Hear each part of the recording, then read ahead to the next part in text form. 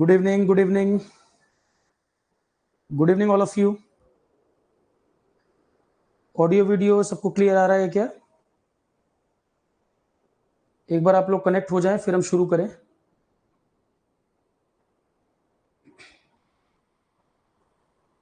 Comment अभी आप लोगों के विजिबल नहीं हो रहे हैं।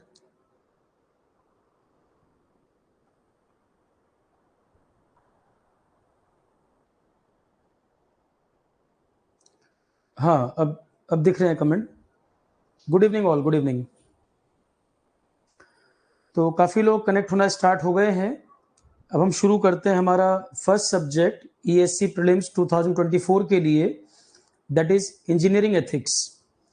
इंजीनियरिंग एथिक्स, तो जो भी चीज़ें क्लास में समझाई जाएं साथ साथ लिखना नहीं है, सब चीज़ों को ध्यान से कंसंट्रेट करना है, सारी चीज़ों को ध्यान से सुनना है। जब लिखने का पॉइंट आए फिर आप नोट करिएगा। आदित्य कमेंट विजिबल है, आप लोगों के कमेंट विजिबल हैं। हम क्लास अब स्टार्ट करें और नोट्स वगैरह के लिए आप परेशान नहीं होंगे। ऐप के ऊपर भी इंजीनियरिंग एथिक्स के ओल्ड नोट्स पड़े हुए हैं, आप चाहें तो उसका प्रिंट आउट निकाल के उस पर अपडेट कर लेना, या मैं क्लास में सारी चीज़ें नोट करूंगा, आप उससे कॉपी कर लेना। ठीक है, आप चाहें तो क्लास में फ्री नोट्स में जाओगे, वेबसाइट के ऊपर भी पड़ा हुआ है, आरोहन एजुकेशन पर ऐप पे भी पड़ा हुआ है इंजीनियरिंग एथिक्स। वो पुरानी कॉपी है, आप चाहें तो उसके प्रिंट आउट में अपडेट कर सकते हैं। स्टूडेंट का लिखा हुआ है, कुछ स्पेलिंग मिस्टेक कहीं हो सकती है, अदरवाइज मैं क्लास में सब लिखूंगा, आप चाहें तो यहाँ से नोट्स भी बना सकते हैं। तो ये प्रॉब्लम, आपकी नोट्स की प्रॉब्लम सॉल्व हो गई। क्लास में भी लिखेंगे, वहां से चाहे तो निकाल भी सकते हैं और क्लास के साथ साथ अपडेट कर सकते हैं। दूसरा पॉइंट है, जब हम कुछ समझाएं उस समय लिखना नहीं है, बोर्ड पर जब लिखेंगे तब उस समय बात करेंगे, समझते समय सिर्फ सुनना है। क्योंकि ये ऐसा सब्जेक्ट है, अगर आप इसकी बुक्स देखो तो बुक्स बहुत मोटी नहीं होती, पर अगर कोई आपको ये समझाएगा नहीं एथिक्स तो बहुत कॉम्प्लिकेटेड लगता है।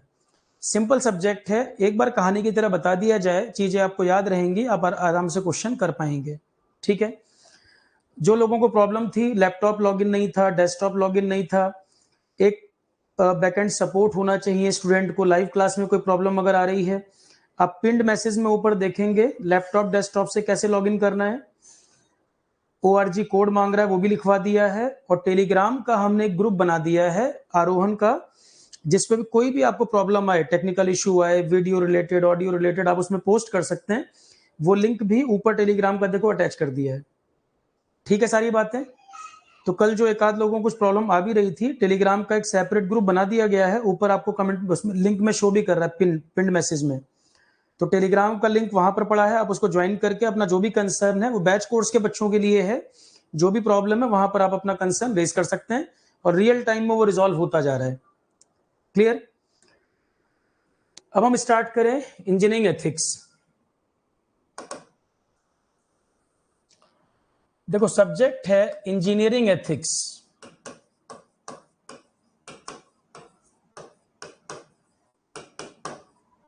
क्या मीनिंग है, why we need to study engineering ethics, engineering में इसका क्या रोल है, क्यों हमें पढ़ना है। पहले इसका introduction part, overview part. Ethics basically related to different subjects. For example, अगर हम फिलॉसफी की बात करें, फिलॉसफी की अगर बात करें, फिलॉसफी से भी कनेक्ट होता है। सोशलॉजी की बात करें, उससे भी कनेक्ट होता है। तो एथिक्स जो है डिफरेंट फॉर्म में डिफरेंट सब्जेक्ट से रिलेट होता है। फिलॉसफी का भी पार्ट है, सोशलॉजी में भी इसका इंटरप्रिटेशन निकलता है, दोनों के मीनिंग काफी डिफरेंट होते हैं। फिलॉसफी के टर्म में एथिक्स बात करेंगे, बिल्कुल डिफरेंट मीनिंग होगा। सोशलॉजी के टर्म में बात करेंगे, मीनिंग यहाँ पे चेंज हो जाता है। तो किस एथिक्स पर एग्जाम में क्वेश्चन बनता है, इंटरप्रिटेशन कैसे कैसे है, हम क्वेश्चन को कैसे समझ पाएंगे, वन बाय वन हम देखेंगे। तो एथिक्स एक ब्रॉड सब्जेक्ट जिसमें कई सारे एप्लीकेशन हो सकते हैं। फॉर एग्जाम्पल, 1960 में environment related one book was published, name was silent spring, written by Russell Carson. Environment को लेकर डिस्कशन 1960s में एक बुक आई थी, silent spring, written by Russell Carson. वहां से एनवायरमेंट की तरफ फोकस डेविएट हुआ और एथिक्स के जो एक्सपर्ट्स थे उन्होंने भी एथिक्स को एनवायरमेंट से जोड़ दिया, and one separate form was created, that was environmental ethics. Environmental ethics. Similarly ethics को मेडिकल से कनेक्ट कर दिया, that is medical ethics. Ethics को लॉ से कनेक्ट कर दिया तो law related ethics. Similarly engineering profession से आप रिलेट करके एथिक्स की बात करें, that is engineering ethics. Meaning हमारा जो ईएससी प्रीलिम्स का पोर्शन है, no need to study complete ethics. Complete ethics हमें नहीं पढ़ना है, एथिक्स का applied form related to engineering. Clear है? That is applied ethics part. तो एक तो हमारा सिलेबस इन जनरल जो एथिक्स है उससे थोड़ा सा कट हो जाता है, हमें पूरा फोकस इसी पर करना है। पर मोर और लेस कई सारे टर्म्स होते हैं जो बहुत कॉमन होते हैं, बहुत सिमिलर होते हैं, वो तो हमें यहां भी पढ़ने पड़ेंगे और वो इन जनरल जो हम एथिक्स पढ़ते हैं वहां पर भी होते हैं। ठीक, एक एग्जाम्पल के साथ मैं स्टार्ट करता हूं। इंजीनियरिंग एथिक्स क्यों इंपॉर्टेंट है, क्यों हमें पढ़ना है? फॉर एग्जाम्पल आप यूपीएससी में ग्रुप ए गेस्टेड ऑफिसर के पोस्ट पर आप काम करेंगे, काफी रिस्पॉन्सिबिलिटी होगी, काफी बड़े बड़े डिपार्टमेंट्स को आप आगे जाके हेड करेंगे, तो आप एक रिस्पॉन्सिबल पोजीशन में बैठे हो, क्या डिसीजन मेकिंग इंपॉर्टेंट हो जाती है कि नहीं? आपका डिसीजन एक बड़े तौर पर अफेक्ट कर सकता है कि नहीं? आपका जो भी डिसीजन होगा वो आगे किसी चीज पर एक मेजर इंपैक्ट डाल सकता है, तो क्या उसका एथिकल डायमेंशन होना जरूरी है या नहीं है? या फॉर एग्जांपल कोई सिविल सर्वेंट है, तो सिविल सर्वेंट का डिसीजन मेकिंग, देखो अगर उसकी पर्सनल लाइफ रिलेटेड कोई पॉइंट है वो सोसाइटी को तो अफेक्ट नहीं करता, पर उसके पास जो पावर्स हैं, उसके पास जो वर्क का नेचर है, वो सोसाइटी को भी अफेक्ट करते हैं। अगर कोई डिसीजन उसकी पर्सनल लाइफ से रिलेटेड है, सोसाइटी अफेक्ट नहीं होती, तो कोई प्रॉब्लम नहीं है। फॉर एग्जाम्पल वो किसी रिलीजन बायस्ड है मान लो, या कास्ट बायस्ड है, या कलर बायस्ड है, तो अगर ये पर्सनल लेवल पे अपनी पर्सनल लाइफ में कर रहा हो जिससे सोसाइटी को अफेक्ट ना होता हो, तब तो बात ठीक। पर आप एक रिस्पॉन्सिबल पोजीशन पे बैठे हो और आपका ये थॉट प्रोसेस सोसाइटी को अफेक्ट कर रहा है, जो आपके पास लोग आ रहे हैं उनकी लाइफ को अफेक्ट कर रहा है, तब ये इंपॉर्टेंट हो जाता है कि नहीं? आप अपने मन में रिलीजन को लेकर चल रहे हैं, आप अपना एक वर्शिप प्रोसेस फॉलो कर रहे हैं जो आपको हैप्पीनेस दे रहा है, वो ठीक है, पर आपका हैप्पीनेस, आपका ये प्रॉब्लम अगर आप दूसरे रिलीजन को कंडेम कर रहे हैं, आप किसी दूसरे वर्शिप प्रोसेस को आप क्रिटिसाइज कर रहे हैं और आप एक सिविल सर्वेंट हैं, तब तो ये आपकी अपनी प्रॉब्लम नहीं, तब ये एक सोसाइटी की प्रॉब्लम हो जाएगी, तब ये चीज इंपॉर्टेंट हो जाएगी। तो जो भी रिस्पॉन्सिबल पोजीशन पे बैठा पर्सन है, तब ये उसकी एक पर्सनल प्रॉब्लम नहीं है, तब ये एक सोशल प्रॉब्लम का रूप ले लेगी। तो क्या यूपीएससी की रिस्पॉन्सिबिलिटी नहीं है, या जो भी मेजर इंस्टीट्यूशन जो इस तरह के लोगों को सेलेक्ट करे, क्या ये उनकी रिस्पॉन्सिबिलिटी नहीं है कि इंटरव्यू जो कराए जाते हैं या जो पेपर में क्वेश्चन पूछे जाते हैं, वहां पर थोड़ा सा हम इसको चेक भी कर सकें? कई बार आप सोचते हो सर इंटरव्यू क्यों लिया जाता है, प्री मेंस इतने सारे पेपर करा लिए, इंटरव्यू में क्या चेक कर रहे हैं? इंटरव्यू में एक पर्सन साइकोलॉजिस्ट बैठा है जो केवल आपकी बॉडी लैंग्वेज, आप जो बोल रहे हो, आपकी साइकोलॉजी को रीड कर रहा है, वो आपकी पर्सनैलिटी को समझना चाह रहा है। इंटरव्यू को क्या बोलते हैं? पर्सनैलिटी इंटरव्यू ना, पर्सनैलिटी आपकी जज कर रहे हैं। रिटन एग्जाम में आपसे वो सामने सामने इंटरेक्शन नहीं कर पाए, 30 और 40 मिनट के इंटरेक्शन में ही काफी सारी चीजें आपके बारे में आइडिया लग जाता है। तो आप जिस रिस्पॉन्सिबल पोजीशन में आने वाले हैं, आप क्या आगे कर सकते हैं, आप डिसीजन मेकिंग किस तरह की हो सकती है, क्या आप बायस्ड हैं? क्वेश्चन भी इस तरह से कई बार पूछे जाते हैं रिलीजियन पे, कास्ट के ऊपर, या वुमेन जो जेंडर इशू के ऊपर। क्या आप ऐसा तो नहीं है कि वुमेन को आप किसी क्रिटिसाइज कर रहे हैं किसी इशू पर, या आप इक्वलिटी को आप एक्सेप्ट नहीं कर पा रहे? यही तरह की चीजें वो समझना चाहते हैं। सिविल सर्विसेज वगैरह में बड़ा इंपॉर्टेंट रोल प्ले करता है। सिमिलरली आप इंजीनियरिंग एथिक्स क्यों पढ़ना है? एक मैं आपको एग्जांपल देता हूं। एक कंपनी है फोर्ड, उन्होंने एक कार डिजाइन की, उसका नाम था फोर्ड पिंटो।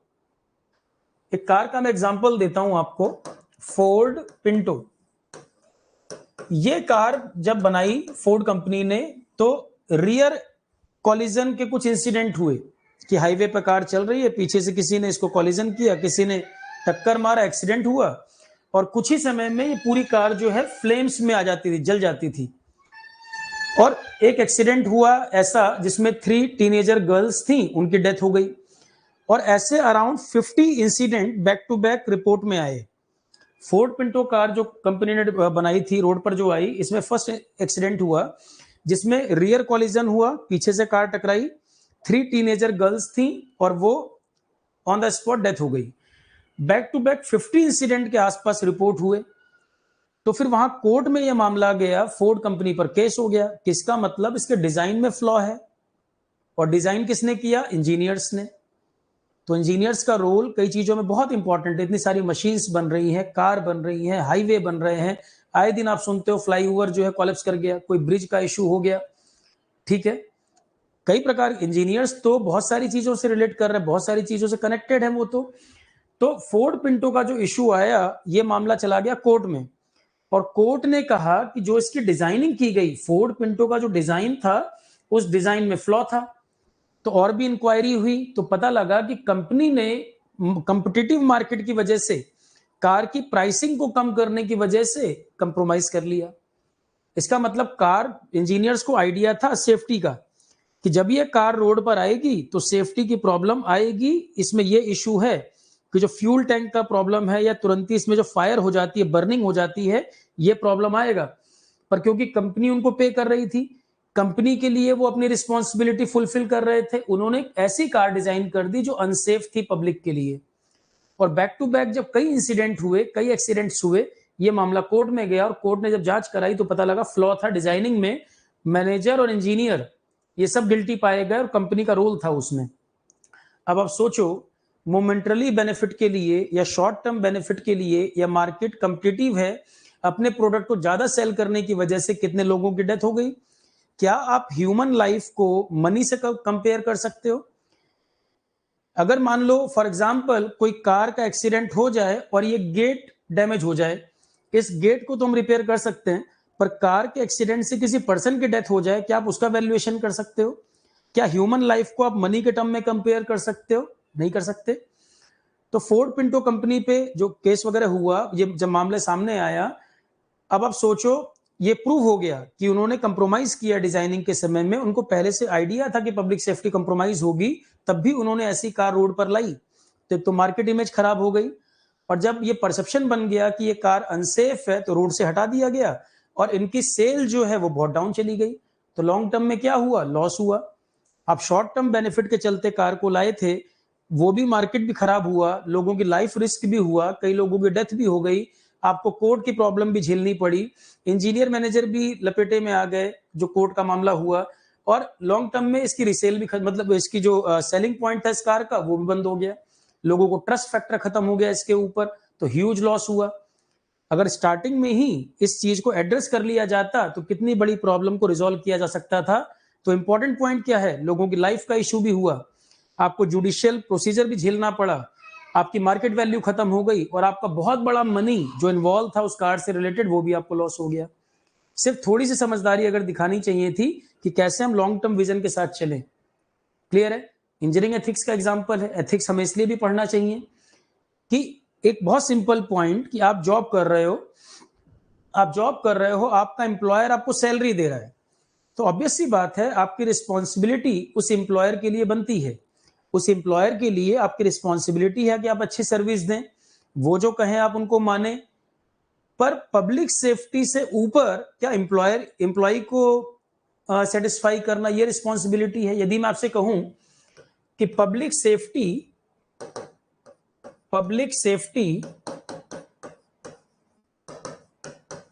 और टू सर्व द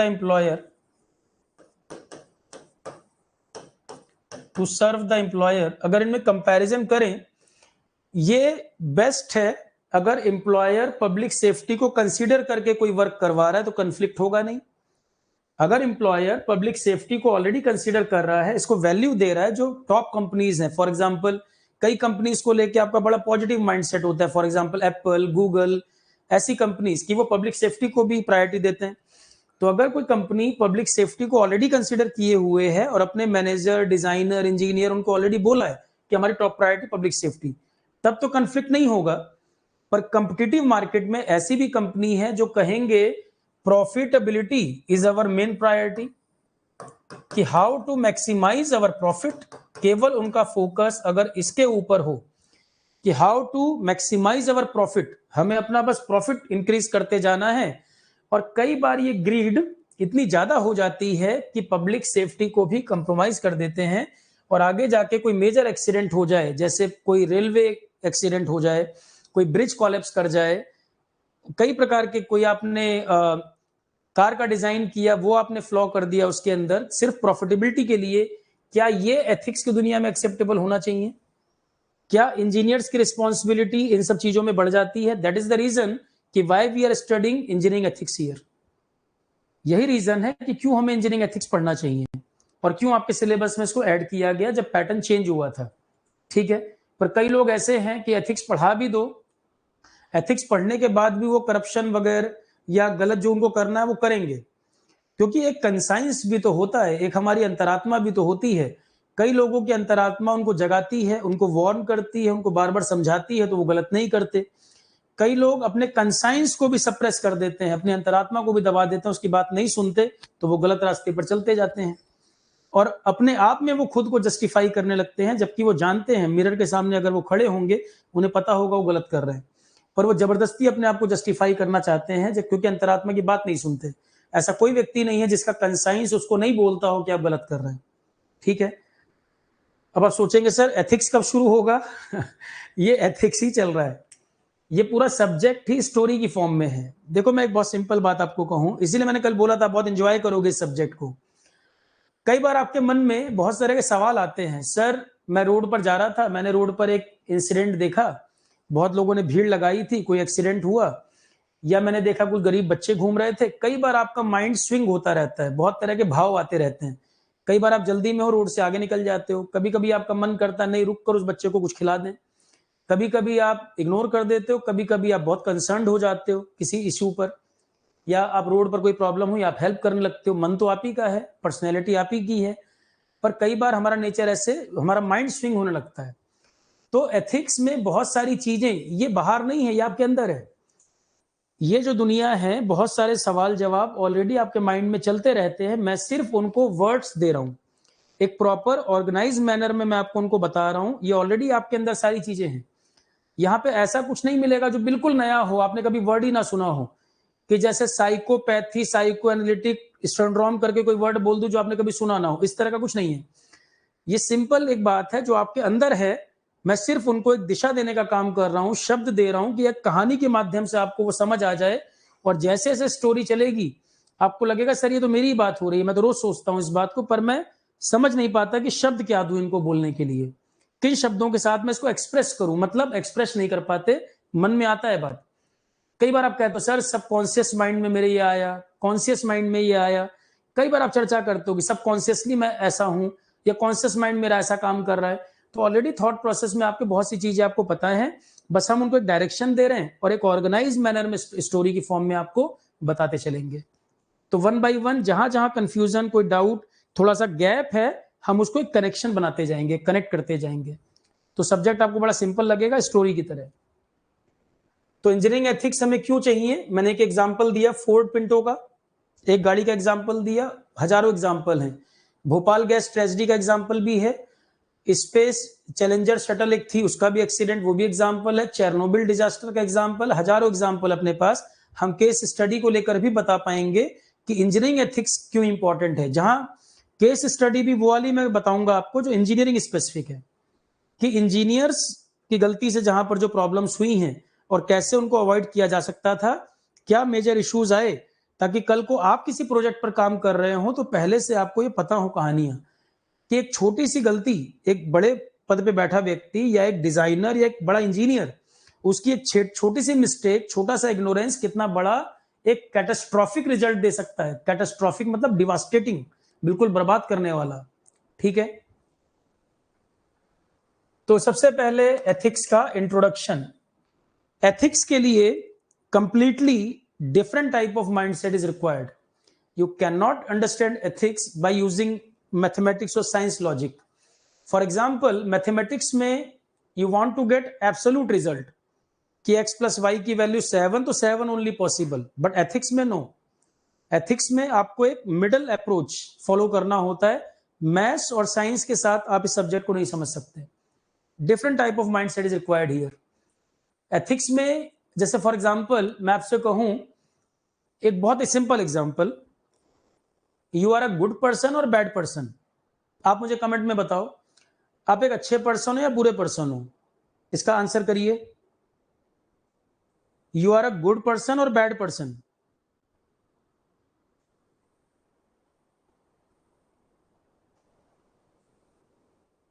अरे आप ही की बात हो रही है, बताओ आप अच्छे हो कि बुरे हो? आदित्य ने कहा वेरी गुड, राजुल ने कहा बैड, बैड की स्पेलिंग में भी ए लिखना है, ई नहीं, good bad, okay. Now I am changing this question. Good वाला अपने आप को गुड तब कहे जब उसने कभी कोई गलत काम ना किया हो। अब बताओ, गुड पर्सन अपने आप को गुड तब कहे जब उसने कभी भी कोई बैड काम ना किया हो। अब बताओ आप गुड हो या बैड हो? एक्चुअल में आप साइंस के स्टूडेंट हो ना, तो आपका माइंड चलता है हमेशा एक्सट्रीम की तरफ, कि आप बहुत जल्दी कंपैरिजन करते हो, गुड बैड, राइट रॉन्ग, आप इस तरह सोचते हो हर बात को, क्योंकि मैथमेटिक्स की तरह चलता है दिमाग। किसी के बारे में बहुत जल्दी जजमेंट पास कर देते हैं, सर ये ना गुड पर्सन है, ये बैड पर्सन है, ये राइट है, ये रॉन्ग है। आप बहुत जल्दी जजमेंट दे देते हो बिना ज्यादा उस पर कुछ सोचे हुए, क्योंकि मैथमेटिक्स की तरह दिमाग चल रहा है कि good bad right wrong suddenly आपने बोल दिया। गुड वाला अपने आप को गुड तब कहे जब उसने कभी कोई बैड काम ना किया हो, और राइट वाला अपने आप को राइट तब कहे जब कभी रॉन्ग काम ना किया हो। अब थोड़ा सा आंसर चेंज हो गया कि हम गुड और बैड, राइट और रॉन्ग, ये जो कंपैरिजन है ठीक नहीं है। We are good and bad both. In some person degree of goodness is more, degree of badness is less. Some other person 80% good 20% bad, another person 20% good 80% bad. तो there are multiple layers ना, there are multiple levels. ऐसा कोई नहीं है, देखो world में कोई person आप ऐसा नहीं ला सकते बैड से बैड पर्सन जिसने कोई गुड वर्क ना किया हो, और कोई बेस्ट से बेस्ट पर्सन नहीं ला सकते बहुत गुड पर्सन है जिसने कोई बैड काम ना किया हो। It means we are good और बैड, और गुड एंड बैड बोथ। क्या करेक्ट है? हम गुड और बैड है या गुड एंड बैड दोनों है एक साथ, बट डिग्री डिफरेंट है, परसेंटेज डिफरेंट है, person to person different, this percentage varies. हम एक साथ अच्छे बुरे दोनों हैं, हम अच्छे और बुरे नहीं, हम अच्छे या बुरे नहीं, हम अच्छे और बुरे दोनों हैं। एंड वर्ड आएगा, और नहीं। तो फिलॉसफी की जो दुनिया है, एथिक्स की जो दुनिया है, आप इसको ऐसे समझो, ये एक बेसिकली हमारे आपके बीच डिस्कशन है। जैसे गांव में क्या होता था, गांव में बनियान ट्री है, बरगद का पेड़, उसके नीचे 4 लोग बैठ गए और डिस्कशन हो रहा है गॉड है कि नहीं। अब ये डिस्कशन 3 आवर्स चल गया। सोल आत्मा होती है कि नहीं, डिस्कशन चल गया 3 आवर्स। ये कुछ नहीं, फिलॉसफी की बात हो रही है कि मैं आपको रोड पर कहीं मिला और आपने कहा सर लाइफ का कोई मीनिंग नहीं रह गया, और मैंने कहा नहीं नहीं देखो लाइफ के इतने डायमेंशन हो सकते हैं, आप इसको ऐसे सोचिए। ये भी फिलॉसफी चल रही है। तो फिलॉसफी या एथिक्स कुछ और नहीं है, ये बेसिकली हमारा आपका डिस्कशन है। इसलिए जो इंजीनियरिंग एथिक्स की बुक देखोगे, चार्ल्स फ्लेडरमैन जो मैंने बोली थी, 165 पेज की बुक है, गोविंद राजन पतली सी बुक है, पर उस बुक को समझना, अपने आप से रीड करेंगे तो आपको बिल्कुल खिचड़ी बन जाएगा। आपको लगेगा what is ethics, what is moral. Sometimes both words seem to be similar, sometimes both are different. कि एथिक्स और मोरल अगर मैं आपको बोलूं, आप हिंदी में बोलोगे सर नैतिकता, एथिक्स और मोरल नैतिकता दोनों आपको एक जैसा लग रहा है, और कभी कभी दोनों के मीनिंग अलग जा रहे हैं। तो एथिक्स छोटा सब्जेक्ट है, बुक्स भी इंजीनियरिंग एथिक्स की बहुत मोटी बुक्स नहीं है, पर इसका एक एक वर्ड का डिस्कशन आप कई आवर्स कर सकते हो। एक एक डिस्कशन बहुत वास्ट डिस्कशन हो सकता है, ये सब्जेक्ट इस तरह का है। पर अगर कोई एक बार आपको डायरेक्शन के साथ सिस्टमैटिक मैनर में इसको पढ़ा दे, तो आपके अंदर ये चीजें हैं वो अपने आप ही आपको रिकॉल होती चली जाती हैं, आपको कोई रटना नहीं पड़ता यहाँ पर।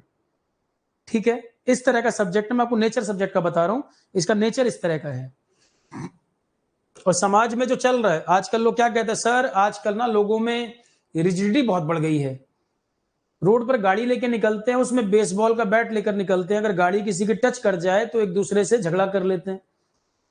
आए दिन आप घटनाएं सुनते हो कि सर लोगों में पेशेंस नहीं है। एयरपोर्ट पर जा रहे हैं, कोई पर्सन लेट हो रहा है, उसकी फ्लाइट छूटने वाली है, पर उसको वो क्यू में ही बोल रहा है क्यू में लगो, हमारे पीछे लगो। या हॉस्पिटल में किसी की बड़ी इमरजेंसी है, लोगों में कोई दया है ही नहीं, काइंडनेस नहीं है। तो ये जो सोसाइटी में भी आप बदलाव देख रहे हो, बहुत सारे जवाब आपको यही मिलेंगे। कैसे हो रहा है ये सब? सोसाइटी के अंदर भी जो आपके सराउंडिंग में आपको देखने को मिल रहा है, वो सब आंसर यही छुपे हुए हैं। ये सब्जेक्ट ही ऐसा है कि आप समझ ही नहीं पाते सर ये हो क्या रहा है। अगल बगल पूरी सराउंडिंग कैसे बदल जा रही है, लोग इतना डिटैच कैसे होते चले जा रहे हैं कि बर्थडे विश फेसबुक पे तो कर देंगे, और बगल के मकान में रहेगा, सामने दिखेगा तो इग्नोर करके चला जाएगा। और घर जाके फेसबुक पे बर्थडे विश करेगा आपको। या आपकी बहुत सारी खुद की प्रॉब्लम्स कि सर मैं डिप्रेस फील कर रहा हूं, मैं फ्रस्ट्रेट फील कर रहा हूं, निगेटिव सोच रहा हूं, मैं लोगों से इंटरेक्ट नहीं कर पाता, फियर आता है मुझे, ये सब प्रॉब्लम, काफी प्रॉब्लम को सॉल्व कर देता है ये सब्जेक्ट। ठीक है, साइकोलॉजी भी एक सब्जेक्ट है, बहुत डिटेल में जाएं, पर यहां तो हम engineering ethics exam point of view से भी हमें देखना है कि कितना कराना है, पर बहुत सारे इस तरह के जवाब आपको इस सब्जेक्ट में मिल जाते हैं। 2-3 सब्जेक्ट ऐसे हैं जिनको लाइफ में मौका मिले तो जरूर पढ़ना चाहिए, उसमें एक है फिलॉसफी और एक है साइकोलॉजी। 2-3 सब्जेक्ट ऐसे हैं लाइफ में जरूर पढ़ना चाहिए, फिलॉसफी और साइकोलॉजी उनमें से एक है। आप किसी भी जॉब में हो पढ़ तो सकते ही हैं, एग्जाम नहीं भी देना हो तो भी कभी रीड कर सकते हैं। ठीक है, तो फर्स्ट है what approach we need to understand this subject. हमें क्या अप्रोच चाहिए इस सब्जेक्ट को समझने के लिए। अप्रोच में सबसे पहले न्यूट्रल स्टैंड, अगर वाकई में आपको एथिक्स समझना है, सबसे पहले न्यूट्रलिटी मेंटेन करना। One term here, value neutrality, इसे बोलते हैं वैल्यू न्यूट्रलिटी। वैल्यू न्यूट्रलिटी का मतलब, for example I am vegetarian person और कोई दूसरा पर्सन नॉनवेज खाता है फॉर एग्जाम्पल, तो क्या हम वेजिटेरियन नॉन वेजिटेरियन में इतना ज्यादा इंगेज्ड हैं, इतना ज्यादा डिस्कशन कर रहे हैं कि मैं वेज खाऊंगा पर तुम नॉनवेज नहीं खाओगे, या वो नॉनवेज खा रहा है मुझे फोर्स करे वेज खाने के लिए? क्या हम न्यूट्रल रहकर बात कर सकते हैं कि भाई मैं जो खा रहा हूं मुझे खाना है, आप जो खा रहे हो आप खाओ, कोई हमारे मन में ऐसी बात नहीं है कि ये अच्छा या ये बुरा, न्यूट्रल रहकर बातों को देखना।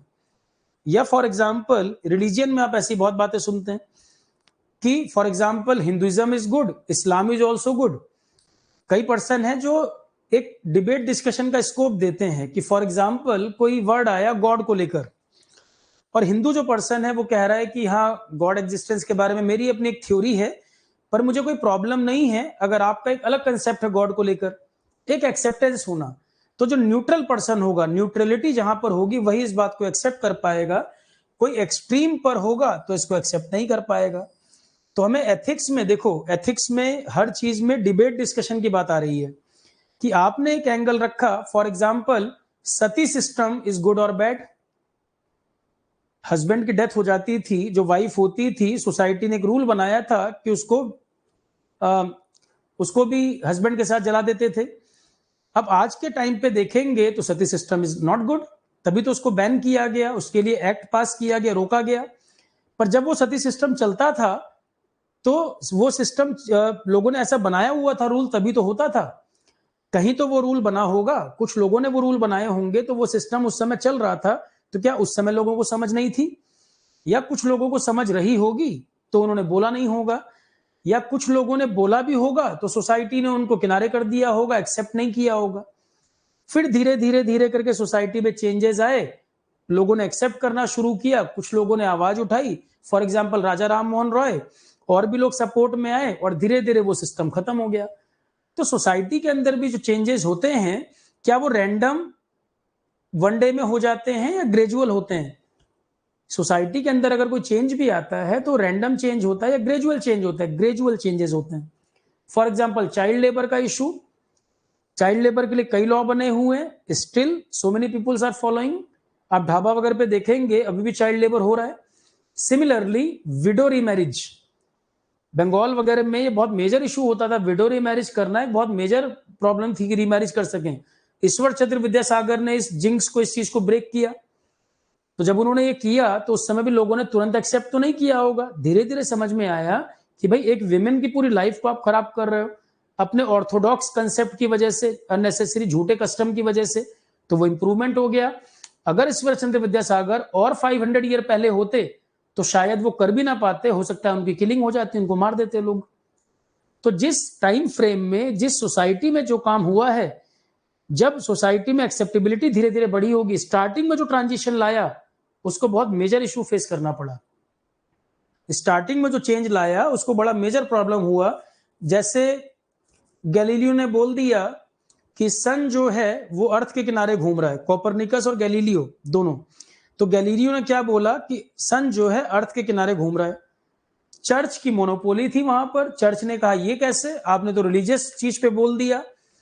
हम तो रिलीजियस एंगल से चलते हैं कि जो सन जो है हाँ, गैलीलियो ने कहा कि अर्थ जो है वो सन के चक्कर लगा रही है, और चर्च क्या कहता था कि सन मूव कर रहा है।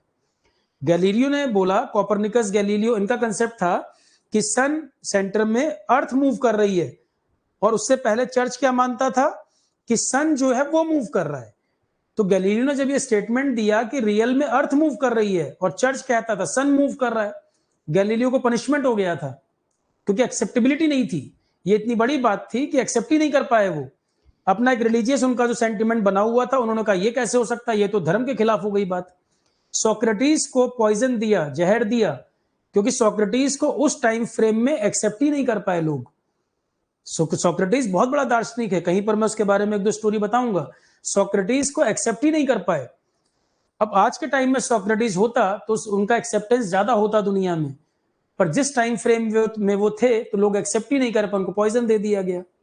ठीक है, तो इस तरह के कन्फ्लिक्ट तो हमेशा से हुए हैं, पर कभी जो पुराने टाइम फ्रेम में लोगों ने प्रोटेस्ट किया उनकी किलिंग कर दी। धीरे धीरे मॉडर्नाइजेशन की तरफ आते गए, कुछ लोगों ने और बात उठाई, उनको सपोर्ट मिला और वो सिस्टम चेंज हो गया। तो सोसाइटी ग्रेजुअली चेंज करती है, पर जब transition, when we are on the verge of transition, जब बाउंड्री पर होते हैं, तब सबसे ज्यादा रिस्क होता है कि आप किसी एग्जिस्टिंग सिस्टम को चेंज करना चाहते हो, तब सबसे बड़ा कन्फ्लिक्ट वहां पर आता है। आज की डेट में विडो मैरिज कोई मेजर इशू नहीं, हो ही रहा है। ठीक है, सती सिस्टम आज नहीं फॉलो होता, पर उस समय हो रहा था। उस समय जिसने चेंज किया होगा उसको बहुत मेजर प्रॉब्लम्स आए होंगे। सोसाइटी एकदम से किसी बात को एक्सेप्ट तो नहीं कर लेती।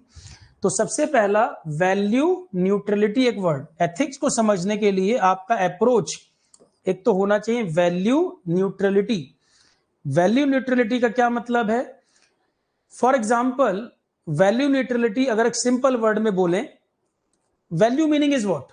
पहला वर्ड बताओ, वैल्यू का क्या मतलब है? For example, this pen has some value. Value का मतलब है मूल्य। हिंदी में क्या बोलते हैं? मूल्य। जिसका कुछ मूल्य है, जिसके अंदर कोई चीज इनबिल्ट है, इसकी कुछ वैल्यू। वैल्यू फॉर एग्जाम्पल, अब हम इसको कई कंटेक्स्ट में बोल सकते हैं। For example, this camera has some value. तो जो इसके अंदर इनबिल्ट जो चीज है वो इसका कुछ वैल्यू है, इसका कुछ इक्विवेलेंट वैल्यू है, कुछ इसका रोल है ना, दैट इज वैल्यू। या वैल्यू को हम ऐसे भी समझ सकते हैं, जिस चीज को करने के लिए आपको कुछ सैक्रिफाइस करना पड़ता है वो वैल्यू है। समझ नहीं आया? फिर दोबारा सुनो और सिंपल कर देते हैं। वैल्यू का मतलब, these are those principles which society want to follow. वो नैतिक आदर्श जिन्हें समाज फॉलो करना चाहता हो। सोसाइटी का एक नियम है, सोसाइटी में अगर हर कोई क्रिमिनल हो जाएगा तो लोग रह ही नहीं पाएंगे।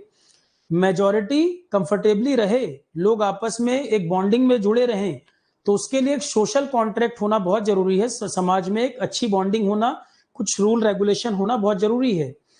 ठीक है, तो वैल्यू का मतलब है वो नैतिक आदर्श जिन्हें समाज फॉलो करना चाहता है, उसे बोलते हैं वैल्यू। वैल्यू का सिंपल मतलब होता है मूल्य। For example, honesty is one value और नो? ऑनेस्टी क्या एक वैल्यू है? बिल्कुल है, क्योंकि ऑनेस्टी को मेंटेन करने के लिए sometimes you need to sacrifice. For example, आपकी फैमिली में कोई पर्सन सफर कर रहा है फ्रॉम एनी डिजीज, और आपकी मंथली सैलरी 30,000 रुपी है, और उसके ट्रीटमेंट में यू नीड 50,000 रुपी। आप एक कंपनी में कैशियर हो, कैश पर वर्क करते हो, और फैमिली में कोई हेल्थ इश्यू हो गया है, 50,000 रुपी इमीडिएटली यू नीड, और आपके पास टोटल 30,000 रुपी है फॉर एग्जाम्पल, और आपको पता है कि अगर इसको टाइम पर मेडिसिन नहीं दिया तो कोई मेजर प्रॉब्लम हो सकती है। क्लियर है? आप एक रिस्पॉन्सिबिलिटी पे बैठे हुए हो, पर आपने कैश का मिसयूज नहीं किया। आपकी पॉकेट जो थी, आपने उस पॉकेट की मनी से या घर का कोई सामान बेचकर अरेंजमेंट किया, आपने कोई गलत रास्ता नहीं लिया, आपने ऑनेस्टी को मेंटेन किया या इंटीग्रिटी को मेंटेन किया। तो क्या इस ऑनेस्टी इंटीग्रिटी को मेंटेन करने के लिए आपने कुछ सेक्रीफाइस भी किया? सेक्रीफाइस हुआ कि नहीं बताओ?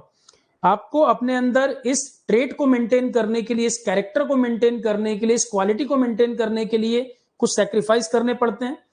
जब आप कहते हो सर मैं बहुत ऑनेस्ट पर्सन हूं, ऑनेस्ट पर्सन में कई बार ट्रांसफर हो जाता है जॉब में, कई बार उनको ऊपर बैठे लोग परेशान करने लगते हैं। ऑनेस्टी मेंटेन करना इतना आसान नहीं है, हर पर्सन ऑनेस्ट नहीं होता। आप ऑनेस्ट हैं, आप उसको मेंटेन करने के लिए उस ऑनेस्टी को बहुत सेक्रीफाइस भी करते हो। तो ऑनेस्टी वैल्यू का एग्जाम्पल है कि नहीं? वैल्यू का एक एग्जाम्पल ऑनेस्टी भी हुआ कि नहीं? Correct. Second example, no need to write, मैं लिखाऊंगा अभी, जल्दी जल्दी लिखे पड़े हो पता नहीं क्या। सुनो पहले, punctuality is another example of value और नो? पंक्चुअलिटी कि फॉर एग्जाम्पल 7:30 क्लास का टाइम है और कुछ भी हो जाए, बहुत मेजर कोई प्रॉब्लम इंटरनेट की ना भी हो जाए, तो 7:30 क्लास है तो एट 7:30 शार्प मुझे क्लास के अंदर आना है, चाहे मेरा पर्सनल प्रॉब्लम कुछ भी हो। तो इस पंक्चुअलिटी को मेंटेन करने के लिए, क्योंकि ये मेरा अपना कैरेक्टर है, मेरे अंदर ये ट्रेट है, मैं इसको मेंटेन करने के लिए कुछ भी छोटे मोटे सेक्रीफाइस कर रहा हूं, बड़ा सेक्रीफाइस भी कर सकता हूं, क्योंकि मेरे लिए इतने स्टूडेंट वेट कर रहे हैं। तो पंक्चुअलिटी को मेंटेन करने के लिए भी, अपने अंदर इस ट्रेट को भी रखने के लिए क्या हमें कुछ सेक्रीफाइस करने पड़ते हैं? कई लोग मेंटेन करते हैं, कई लोग नहीं करते। फॉर एग्जाम्पल, आपने अपने फादर को फॉर एग्जाम्पल देखा हो, सर उनका 9 PM ऑफिस, 9 AM ऑफिस है, वो शार्प 9 AM पहुंच जाते हैं, और अगर कभी वो मिस कर जाते हैं तो उनको एक गिल्ट फीलिंग आ जाती है मन में, क्योंकि उनकी पर्सनैलिटी का वो हिस्सा है, वो लेट नहीं होना चाहते। पंक्चुअलिटी उनकी पर्सनैलिटी का एक ट्रेट है, एक उनका अपना कैरेक्टर है। तो क्या पंक्चुअलिटी को भी मेंटेन करने के लिए हमें कुछ सेक्रीफाइस करने पड़ते हैं? Yes, that is also one of the value. Punctuality also has some value. Another example, tolerant होना। कोई पर्सन आया और आप एक पोस्ट पर थे, आप इंजीनियरिंग सर्विसेज में फॉर एग्जांपल एक ऑफिसर हैं, आपका सबऑर्डिनेट आया, आपसे छोटी पोस्ट पर है, आपने किसी वर्क की रिपोर्ट मांगी और उसका कुछ इशू था, उसने आपको बहुत मतलब खराब वे में, एक बैड वे में आपको उसने रिपोर्ट किया, उसने बैड मैनर में आपको रिपोर्ट किया, उसका मैनर सही नहीं था, मतलब उसका जो वे ऑफ टॉकिंग था वो ठीक नहीं था, और आप सीनियर हो, वो जूनियर है। तो टॉलरेंट होना, क्या आप चाहते, आप उसको ट्रांसफर भी कर सकते थे, आप उसका डिमोशन कर सकते थे, आप उस पर कोई और एक्शन ले सकते थे, आप उसकी रिपोर्ट खराब कर सकते थे, पर आपने टॉलरेंट बिहेवियर शो किया। आपके मन में आग तो लगी, बहुत गुस्सा तो आया, पर आप एक सीनियर थे या मैच्योर्ड पर्सन थे, आपने उस पर एक्शन नहीं लिया। क्या टॉलरेंस होना, क्या सब में होता है ये? नहीं। क्या हर व्यक्ति टॉलरेंट है? अगर हर किसी में ये ट्रेट होता तो रोड रेज के इशू क्यों होते, जो राह चलते झगड़ा करते हैं? या लोगों में जो एक आपस में एक दूसरे के प्रति रिस्पेक्ट नहीं रह गई सोसाइटी में, आप बोलते हो, या कोई कुछ भी लिखता है सोशल मीडिया पे, कुछ भी किसी को कह दे, लोग सोचते भी नहीं, सेकंड थॉट भी नहीं लाते मन में। तो टॉलरेंट होना, क्या ये भी एक वैल्यू है? बिल्कुल, क्योंकि अगर ये वैल्यू नहीं होता, सब में होता, हर कोई तो नहीं मेंटेन कर पाता।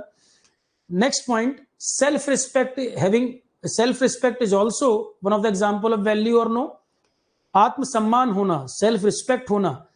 आप कंपनी में जॉब कर रहे थे और आपके मैनेजर ने बोला कि मेरे शूज जो हैं जरा पॉलिश कर दो, और आप एक अच्छे पोजीशन पे काम कर रहे थे। कंपनी में तो बहुत लोग मिलेंगे, कई लोग होंगे, एक को बुलाया जाएगा, 4 जाएंगे, अरे सर शूज पॉलिश करने, जो घर में शूज रखे हैं वो भी पॉलिश कर देता हूं, और आपके नहीं, मैडम के भी शूज पॉलिश कर देता हूं मैं, ऐसे भी मिलेंगे। पर आपकी एक सेल्फ रिस्पेक्ट है, आप कह रहे सर मेरा ये काम नहीं है।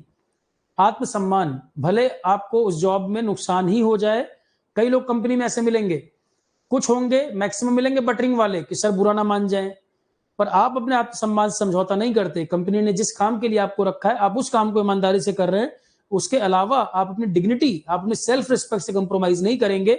आप ऐसा कोई काम नहीं करेंगे जो आपके आत्मसम्मान को ठेस पहुंचाता हो। क्या सेल्फ रिस्पेक्ट भी सॉरी, क्या सेल्फ रिस्पेक्ट भी एक वैल्यू है? तो वैल्यू क्या हम मतलब समझ पाए? वैल्यू का मतलब वो प्रिंसिपल्स जिनको सोसाइटी फॉलो करना चाहता है, वो नैतिक आदर्श, चाहिए वर्ड लिखना और लिख लो, वो नैतिक आदर्श। वैल्यू का मीनिंग वो नैतिक आदर्श जिन्हें सोसाइटी फॉलो करना चाहता है, ताकि सोसाइटी में पॉजिटिविटी आए, सोसाइटी में और प्रॉपर तरीके से सोसाइटी चले। तो वैल्यू मीन्स व्हाट?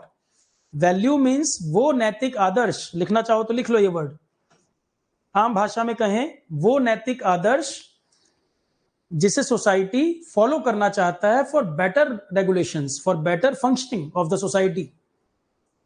ये वर्ड नोट करिए। वैल्यू का मतलब वो नैतिक आदर्श जिन्हें सोसाइटी फॉलो करना चाहता है फॉर इट्स बेटर फंक्शनिंग, और you can say values are those basic principles which societies are willing to follow. Societies need to follow, societies are willing to follow it for its better functioning, for its better regulation. Clear है? Neutrality होना means unbiased. Neutrality means neutral. You are accepting this thought also, you are accepting this thought also, you are evaluating both with no hard feelings. कि for example बात हो रही Christianity, यहां पे room में एक सिख पर्सन है, एक क्रिश्चियन है, एक इस्लामिक है, एक हिंदू है. क्रिश्चियनिटी वाले पर्सन ने क्रिश्चियनिटी के बारे में कुछ बात बताई कि सर हमारे रिलीजन में ये अच्छी चीज है, मैंने सुन लिया. इस्लामिक पर्सन ने अपना एक थॉट रखा कि सर हमारी होली बुक जो है वो सबसे ऊंची है, उन्होंने अपनी बात रखी. सिख पर्सन ने अपना पॉइंट रखा और पंडित जी ने अपना पॉइंट रखा. तो neutral means what? I am accepting all this things with no pre mindset. कोई मैंने पहले से माइंडसेट नहीं बनाया हुआ है कि ये अच्छा कि ये बुरा, मतलब पहले से प्री माइंडसेट के साथ हम नहीं बैठे हैं कि पहले अच्छा बुरा मान लिया. हमने सबके थॉट सुने, एक आपस में डिबेट डिस्कशन किया, जिसमें से जो अच्छी चीज लगी वो ले लिया, जो नहीं ठीक लगा हम नहीं एक्सेप्ट कर उसको छोड़ दिया. तो जब डिबेट डिस्कशन ही नहीं होंगे तो उसमें अमृत कैसे निकलेगा? आज अगर डिबेट डिस्कशन का स्कोप ही खत्म हो जाए, एक रिलीजियस कट्टरता लोगों में जो हो गई है, अगर डिबेट डिस्कशन ही नहीं होगा तो उसमें से काम की चीज कैसे निकलेगी? क्रिश्चियनिटी में एक टाइम में जितना वायलेंस लोगों ने किया है, अगर वो टाइम के साथ लिबरलाइजेशन को अडॉप्ट नहीं करते, या वो एक दूसरे के डिबेट डिस्कशन या बड़े बड़े इंटेलेक्चुअल नहीं होते, या लिटरेचर लिखने वाले वहां पर नहीं होते, या बड़े बड़े जो थॉट्स जिन्होंने कंसेप्ट दिए वो नहीं होते, तो कैसे वो मॉडर्नाइज हो गए होते? तो जिस सोसाइटी में इंटेलेक्चुअल्स को रिस्पेक्ट नहीं मिलेगा, वो सोसाइटी डेवलप भी कैसे करेगी? कि अगर एक बड़े पर्सन ने कोई कंसेप्ट दिया तो उसको लाखों लोगों ने पढ़ा, लाखों लोगों ने समझा, उसके बाद सोसाइटी में चेंज आया. आज अगर वो लिबरल हैं, आज अगर वो अपने आप को मॉडर्नाइज कहते हैं, तो वो डे वन से ऐसे नहीं थे. वहां भी प्रॉब्लम थी उस सोसाइटी में जो हमारे यहां भी है. ठीक है? तो न्यूट्रलिटी मीन्स हमारा जो माइंड है, एक न्यूट्रल अप्रोच होनी चाहिए कि जब कोई बात है, अब जैसे ही किसी के ऊपर कोई चर्चा की तुरंत आप भड़क गए, आपने दूसरे को स्कोप ही नहीं दिया बात करने का. जो एक फ्रीडम होना चाहिए जहां पर डिस्कशन हो सके. किसी ने कोई कार्टून बनाया तो कोई बात ही नहीं कर रहे हैं कि भाई आपने किस माइंडसेट से ये किया, या इसमें क्या अच्छा क्या बुरा. जब डिबेट डिस्कशन होंगे, कुछ चीजों को आप एक्सेप्ट कर सकते हो, कुछ को आप रिजेक्ट कर सकते हो, पर उसके लिए इतना एक वायलेंट हो जाना या बिल्कुल धरना प्रदर्शन करना, डंडे और भाले लेके घर से निकल जाना, ये कोई न्यूट्रल अप्रोच थोड़ी है, ये तो कट्टरता को बता रहा है. तो वैल्यू न्यूट्रलिटी, इसको हिंदी में क्या कहेंगे? मूल्य तटस्थता. हिंदी में कुछ बच्चे होंगे ना, जानते होंगे तटस्थ होने का क्या मतलब है. जैसे दो दोस्तों में झगड़ा हो रहा है, एक कह रहा है कि तूने कहा था मुझे पार्टी देगा कल, और दूसरा कह रहा है पिछले महीने तूने भी कहा था पर तूने भी पार्टी नहीं दी. उन दोनों ने एक तीसरे पर्सन को बैठा दिया बीच में. कई बार हुआ होगा कि यार तुम बताओ क्या ये सही किया इसने, और वो कह रहा है यार तुम बताओ इसने मेरे साथ ऐसे किया. वो थर्ड पर्सन को जो तुमने बिठाया है, तुमने क्या सोच के बिठाया है कि ये न्यूट्रल पर्सन है, ये जो डिसीजन देगा वो न्यूट्रल अप्रोच के साथ देगा, कौन सही कौन गलत, दोनों की बातों को सुनेगा और एक न्यूट्रल आंसर करेगा. इसका कोई प्री माइंडसेट नहीं है दोनों के लिए. तो न्यूट्रलिटी का मतलब ये होता है. एथिक्स की दुनिया में चीजों को समझने के लिए बहुत इंपॉर्टेंट है न्यूट्रल माइंडसेट. मैं कहीं कहीं कुछ ऐसी बातें बताऊंगा, आप एकदम से भड़कोगे, अरे सर ये कैसे हो जाएगा? क्योंकि जिस सोसाइटी में आप पले बड़े हो, जिस सिस्टम को आप देखते आए हो, कास्ट या रिलीजियन या कई तरह की चीजें, वो एकदम से आपके अंदर से उबाल मारेंगी, अरे ये कैसे हो जाएगा, तो गलत है. जैसे कई लोग आज भी होंगे, उनके घर में कोई पर्सन आता होगा, कोई कास्ट अलग है, डिफरेंट ग्लास या कप रखा होगा, उसको चाय देंगे, पहले तो बराबर में बैठाएंगे नहीं. आज भी मिलेगा आपको ये देखने को. ये जो इनइक्वालिटी है आज भी देखने को मिलेगी. या वुमेन अगर कुछ अच्छा कर रही है फैमिली में, उसको नहीं करने देंगे, रोक देंगे कि विमेन को क्या जरूरत है पढ़ाई करने के लिए. विमेन इक्वालिटी को एक्सेप्ट नहीं करते. ये मैं कोई अमेरिका और यूरोप की बात नहीं कर रहा हूं, इंडिया की बात कर रहा हूं. चाइल्ड लेबर पे ज्ञान देंगे, घर में खुद बच्चा काम कर रहा होगा. ठीक है? तो ये जो पॉइंट्स बने हुए हैं, जिस सोसाइटी में हम ग्रो किए हैं, जिस सोसाइटी में ग्रो किए हैं, जिस कल्चर को हमने देखा, उसका कुछ ना कुछ इंपैक्ट हमारे सोशल थॉट, हमारे थॉट प्रोसेस पर भी होता है. हमारे थॉट प्रोसेस पर भी उसका इंपैक्ट होता है. तो नेनमदी आई एम सेइंग कि when you are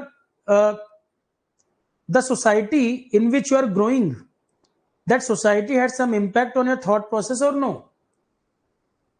Whatever you learn from your family surrounding, like religious issue related to casteism, related to women, so these things having some impact on your mind or no from your childhood? Yes, na? So these things also affecting your thought process. That's what I'm saying. So neutrality means is what? Neutrality means a neutral approach, unbiased. For example, there is conflict between two friends and there is third person who is observing both two. So third person having neutral approach, which one is good, which one is bad. Neutral mindset. To understand ethics, this neutrality is very important to accept all the thought process. One philosopher saying something, second philosopher saying any other concept. So we are open to accept both the thought process. We are evaluating those thought process. That process may be right or wrong, but we are at least evaluating both. We are absorbing both and we are evaluating first concept which is good, I am accepting this, and second which is not good, I am rejecting that. Simple as that. कि कोई thought process आ रहा है तो हम उसको भी सुन रहे हैं, उसको भी सुन रहे हैं, जो हमें एक्सेप्ट करना है उसको हम एक्सेप्ट कर रहे हैं, जो नहीं पसंद आ रहा है उसको हम रिजेक्ट कर दें, पर हम डिस्कशन ही ना करने दें, बात ही ना करने दें, ये तो अप्रोच ठीक नहीं है. तो first approach we need value neutrality, मूल्य तटस्थता, कि हमें किसी सोसाइटी को लेकर, रिलीजन को लेकर, कास्ट को लेकर, वुमेन इक्वलिटी को लेकर न्यूट्रल अप्रोच होना, value neutrality. Second is reasoning mind. तो वैल्यू न्यूट्रलिटी में ना there is scope of debate and discussion. Here we are giving scope to debate and discussion, and by debate and discussion we can improve so many things which are going on in the society mein there are so many problems. By debate and discussion we can improve lot of things, but without debate and discussion how it's possible to resolve these major issues? By following extremism, by closing the scope of debate and discussion, how it's possible to improve? Debate discussion होगा, कुछ चर्चा होगी, तभी आप improvement ला पाओगे. अगर आपने debate discussion scope को ही बंद कर दिया तो आप चेंज ही नहीं कर सकते. कट्टरता जो है उस स्कोप को ही बंद कर देती है. तो एथिक्स की दुनिया में फर्स्ट इंपॉर्टेंट अप्रोच जो हमें नेचर में चाहिए, अदरवाइज सब्जेक्ट समझ नहीं आता, value neutrality, neutral unbiased approach. Second we need reasoning mind, thinking, reasoning mind. You are following something, you are following some concept, some custom only because you are seeing that from your childhood. You are seeing this process from your childhood. Only due to this you are following one concept. You are not applying any logic, you are not applying your reasoning mind here, but you are following क्योंकि since you are seeing this from your childhood.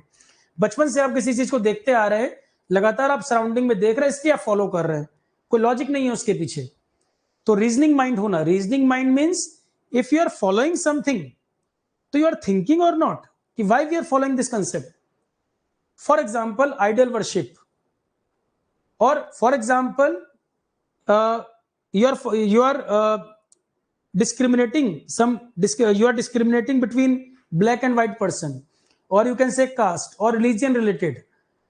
So you are not applying your reasoning mind, but only you are following because from your childhood you are seeing this. So you need your reasoning mind. If you are following something, at least you need to evaluate कि why I'm doing this. आप कोई भी काम कर रहे हो, क्या उसमें आप सोच विचार करते हो? ऐसे बहुत सी चीजें आप अपनी लाइफ में फॉलो करते हो. अगर आप बैठकर सोचोगे तो आप कहोगे यार ये मैं बचपन से फॉलो कर रहा हूं, पर इसका लॉजिक क्या है, मैंने कभी सोचा ही नहीं है. मैं इतना बड़ा हो गया, मैं मैच्योर भी हो गया, कई लोग तो 50-60 इयर्स के भी हो गए, पर आप उनकी बातें सुनोगे और अच्छे अच्छे जॉब में भी रहे हुए, इवन सिविल सर्विसेज में रहे हुए, पर आज आप उनकी बातें सुनोगे आपको लगेगा क्या बोल रहा है ये, सिविल सर्विसेज में क्या किसने लिया इसको, ये रिलीजन की बात कर रहा है या ये कास्ट की बात कर रहा है या ये वुमेन को इक्वलिटी नहीं दे रहा. आप इस तरह के कई एग्जाम्पल आपको दिख जाएंगे, क्योंकि वो उसकी सोसाइटी जहां से वो ग्रो किया है उस चीज से वो निकल नहीं पाया. पर अगर रीजनिंग माइंड होता तो वो हर चीज को इवेल्युएट करता कि मैं कुछ कर रहा हूं तो मैं क्यों कर रहा हूं, कोई रीजन तो होना चाहिए. रीजनिंग माइंड, तार्किक मस्तिष्क, reasoning mind. Second approach ethics के लिए you need reasoning mind. Third approach you need balancing mind. Balancing mind. Balancing mind is what? Balancing mind situation के हिसाब से आपको कैसे रिएक्ट करना चाहिए, कोई सिचुएशन में आपका डिसीजन कैसे होना चाहिए. Balancing mind.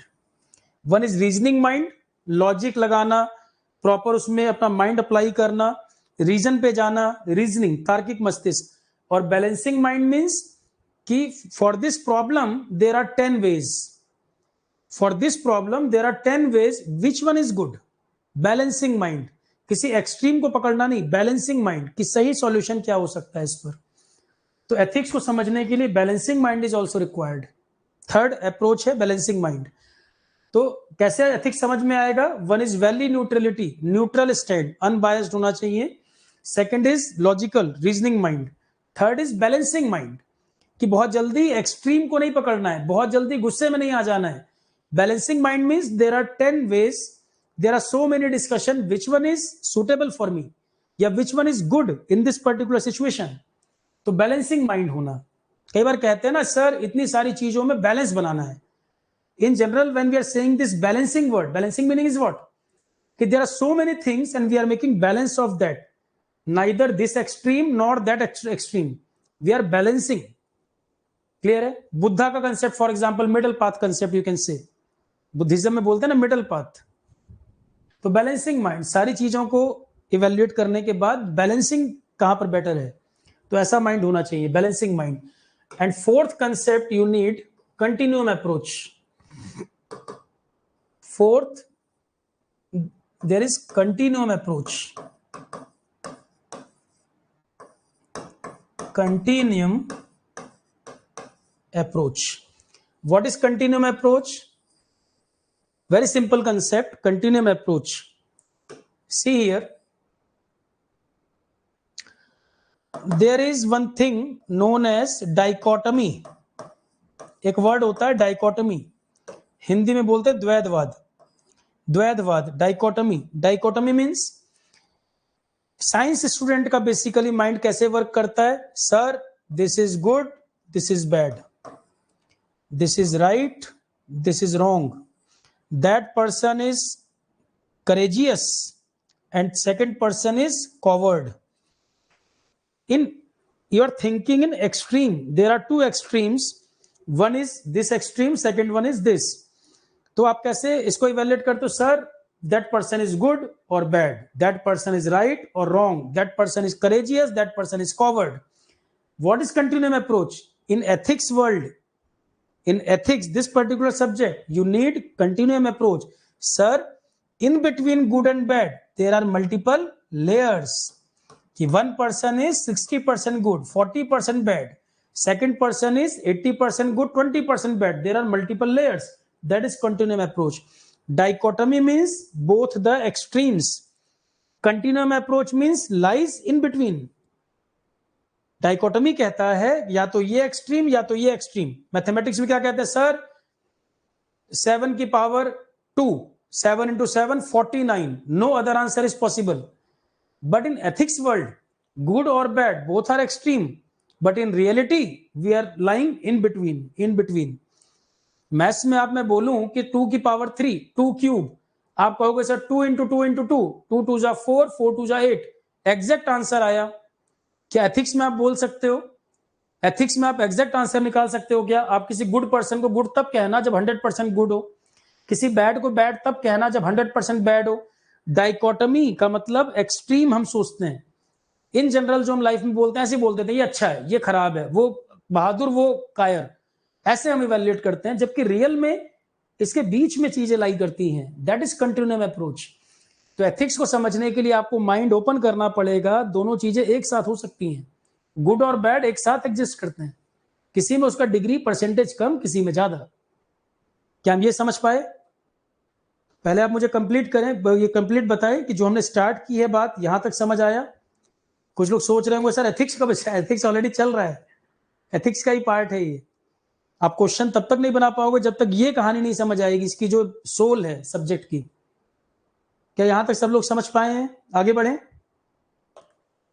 पानी पी लिया जाए पहले, रुको.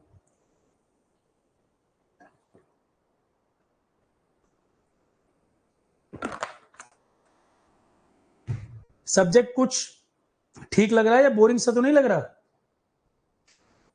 बोरिंग सा तो फील नहीं हो रहा है कि सर ये तो अगल बगल की बात कर रहे हैं?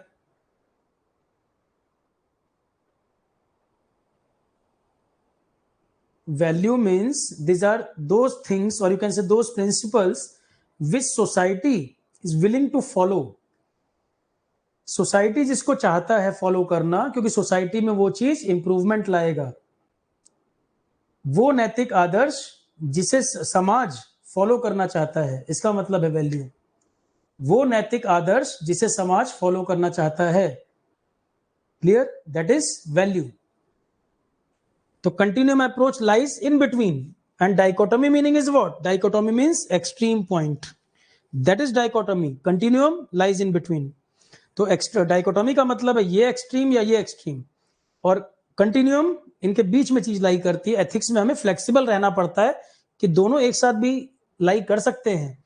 मैथमेटिक्स की तरह नहीं सोचना कि सर 7 आएगा तो 7 ही आएगा, यहां दोनों एक साथ लाई कर सकता है।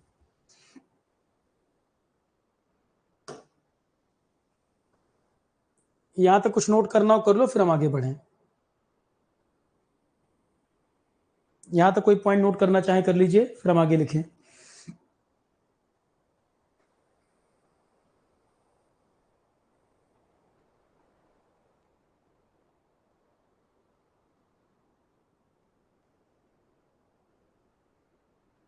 कंटिन्यूम अप्रोच का मतलब तो संकल्प ये है कि डाइकोटोमी जो दोनों एक्सट्रीम है उनके बीच में कुछ सोचना। बैलेंसिंग माइंड का मतलब होता है देयर आर 100 ऑफ वेज, उसमें से कौन सा वे आपको सही लग रहा है। थोड़ा सा डिफरेंट है, थोड़ा सा डिफरेंट है दोनों बात, इसलिए मैंने अलग अलग लिखा है।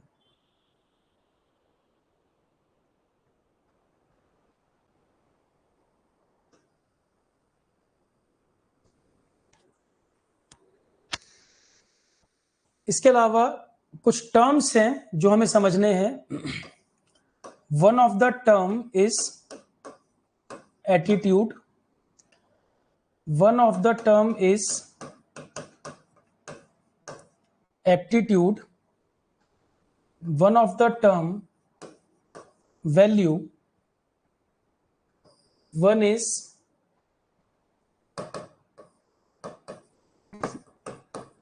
Emotional,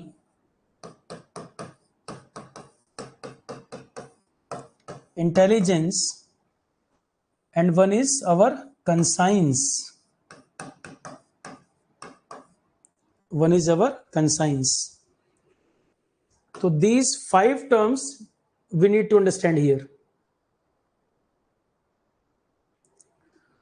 So English medium student, is there any problem? Are you comfortable with the terms or no? English medium students, are you comfortable with this theory part? Are you getting all these points? I am repeating in both.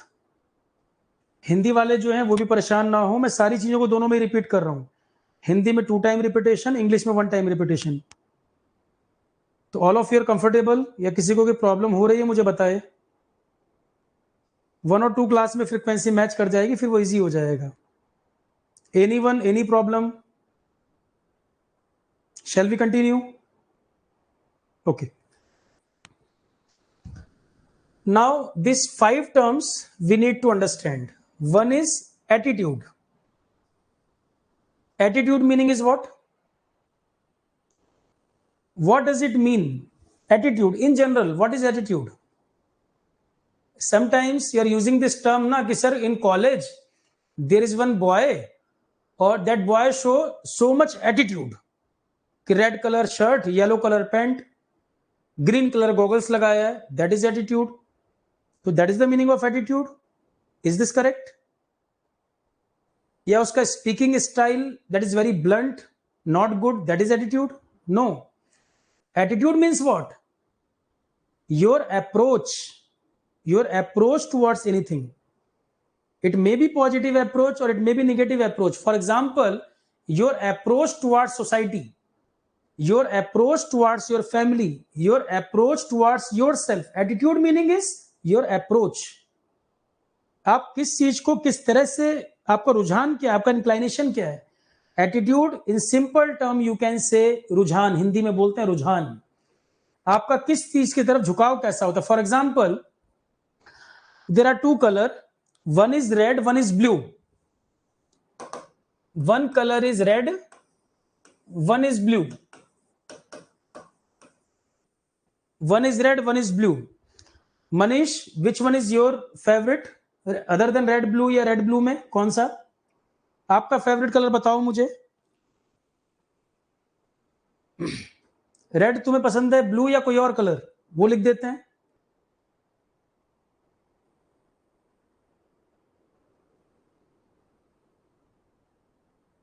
कोई colour तो होगा, purple. Okay, Rajul का है purple, मुझे पता था राजुल तुम्हारा इससे अलग ही होगा।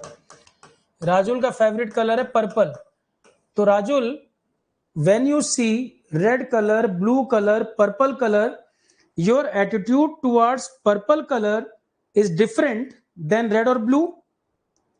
दैट इज योर एटीट्यूड और नो? फॉर एग्जाम्पल, कभी भी आपको ब्लू कलर दिख रहा है, या आपको पर्पल दिख रहा है, या रेड दिख रहा है, किसी को येलो दिख रहा है, डिफरेंट कलर के लिए आपका एटीट्यूड डिफरेंट तरह का है। आप शोरूम में कोई क्लॉथ परचेज करने जा रहे हो, या परचेजिंग एनी शर्ट और ट्राउजर, तो आपका डिफरेंट कलर के लिए डिफरेंट एटीट्यूड है। Similarly in life also your attitude is different for different things. For people your attitude is different. In the class of 200 your attitude towards some of the student is different, some of the student is completely different. Your attitude towards your family, within the family there are 10 member, आपका attitude किसी family member के लिए कुछ और है, किसी family member के लिए कुछ और है।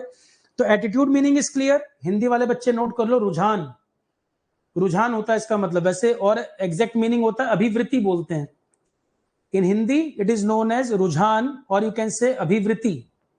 अभिवृत्ति हिंदी वाले जो लिख लें। और इंग्लिश स्टूडेंट कैन राइट की attitude meaning your approach towards anything. In simple word you can से attitude meaning your approach towards anything. तो एटीट्यूड आम बोलचाल की भाषा में यूथ क्या कहता है कि सर बड़ा एटीट्यूड दिखा रहा है ये लड़का। वो एटीट्यूड जो तुम बोलचाल की भाषा में इस्तेमाल करते हो वो तो बदतमीजी है, वो एटीट्यूड थोड़ी है। वो बदतमीजी है कि आजकल पिक्चर में देख के कहते हो इस हीरो का देखो क्या एटीट्यूड है, किसी से सीधे मुंह बात ही नहीं कर रहा। सीधे मुंह बात नहीं कर रहा तो ये एटीट्यूड थोड़ी है, तो बदतमीजी है। कि एक व्यक्ति आपसे बात करना चाह रहा है, ठीक तरीके से बात कर रहा है, आप उसको एरोगेंस शो कर रहे हो, तो ये एटीट्यूड नहीं है, इसको बदतमीजी बोला जाता है हर भाषा में। सही है। और एटीट्यूड का रियल मतलब होता है रुझान, आपकी अप्रोच किसी चीज के प्रति, कलर के प्रति, फूड के प्रति, सोसाइटी के प्रति, लोगों के प्रति, फ्रेंड्स के प्रति, एनिमी के प्रति, आपका एटीट्यूड किसके लिए कैसा है, दैट इज एटीट्यूड। आपका रुझान कैसा है। ये कलर के लिए भी अप्लाई होता है, आपकी लाइफ के लिए भी अप्लाई होता है। ठीक, तो first is attitude. Meaning is clear और no? Attitude meaning is clear. ऐसे ही क्वेश्चन आएंगे, एटीट्यूड पूछ लेगा, एटीट्यूड के बारे में 4 ऑप्शन दे दिया, विच one is correct. Attitude means your approach towards anything, किस चीज को आप कैसे देखते हो, आपका नजरिया। और सिंपल कहें, नजरिया कैसा है किसके प्रति। Shall we proceed? ध्यान से सुनो, सारे क्वेश्चन है जो बोल रहा हूं मैं, ये सब क्वेश्चन है जो पढ़ा रहा हूं। अगला पॉइंट सुनो। Next is aptitude. Aptitude meaning is what? There is one subject ना in the competitive exam also, there is one subject aptitude, engineering aptitude, basic aptitude. What does it mean? Aptitude का क्या मतलब है? बोलते ना sir aptitude test है ये। Aptitude test means आपकी प्रतिभा, आपका पोटेंशियल उसमें देख रहे हैं। एप्टीट्यूड मीन्स योर प्रतिभा, your potential, your thought process basically. तो aptitude meaning is, in Hindi you can write down प्रतिभा। एप्टीट्यूड, एप्टीट्यूड मीनिंग इज प्रतिभा इन हिंदी। और you can say your basic thought process, या you can say your basic skill, या basic potential. Skill is not the right word, Hindi में प्रतिभा बोलते हैं, English में आप कह सकते हो योर बेसिक पोटेंशियल, आपका थॉट प्रोसेस कैसा है, मेंटल एबिलिटी कैसी है। तो एप्टीट्यूड मीनिंग इज प्रतिभा in Hindi. For example, there are two student,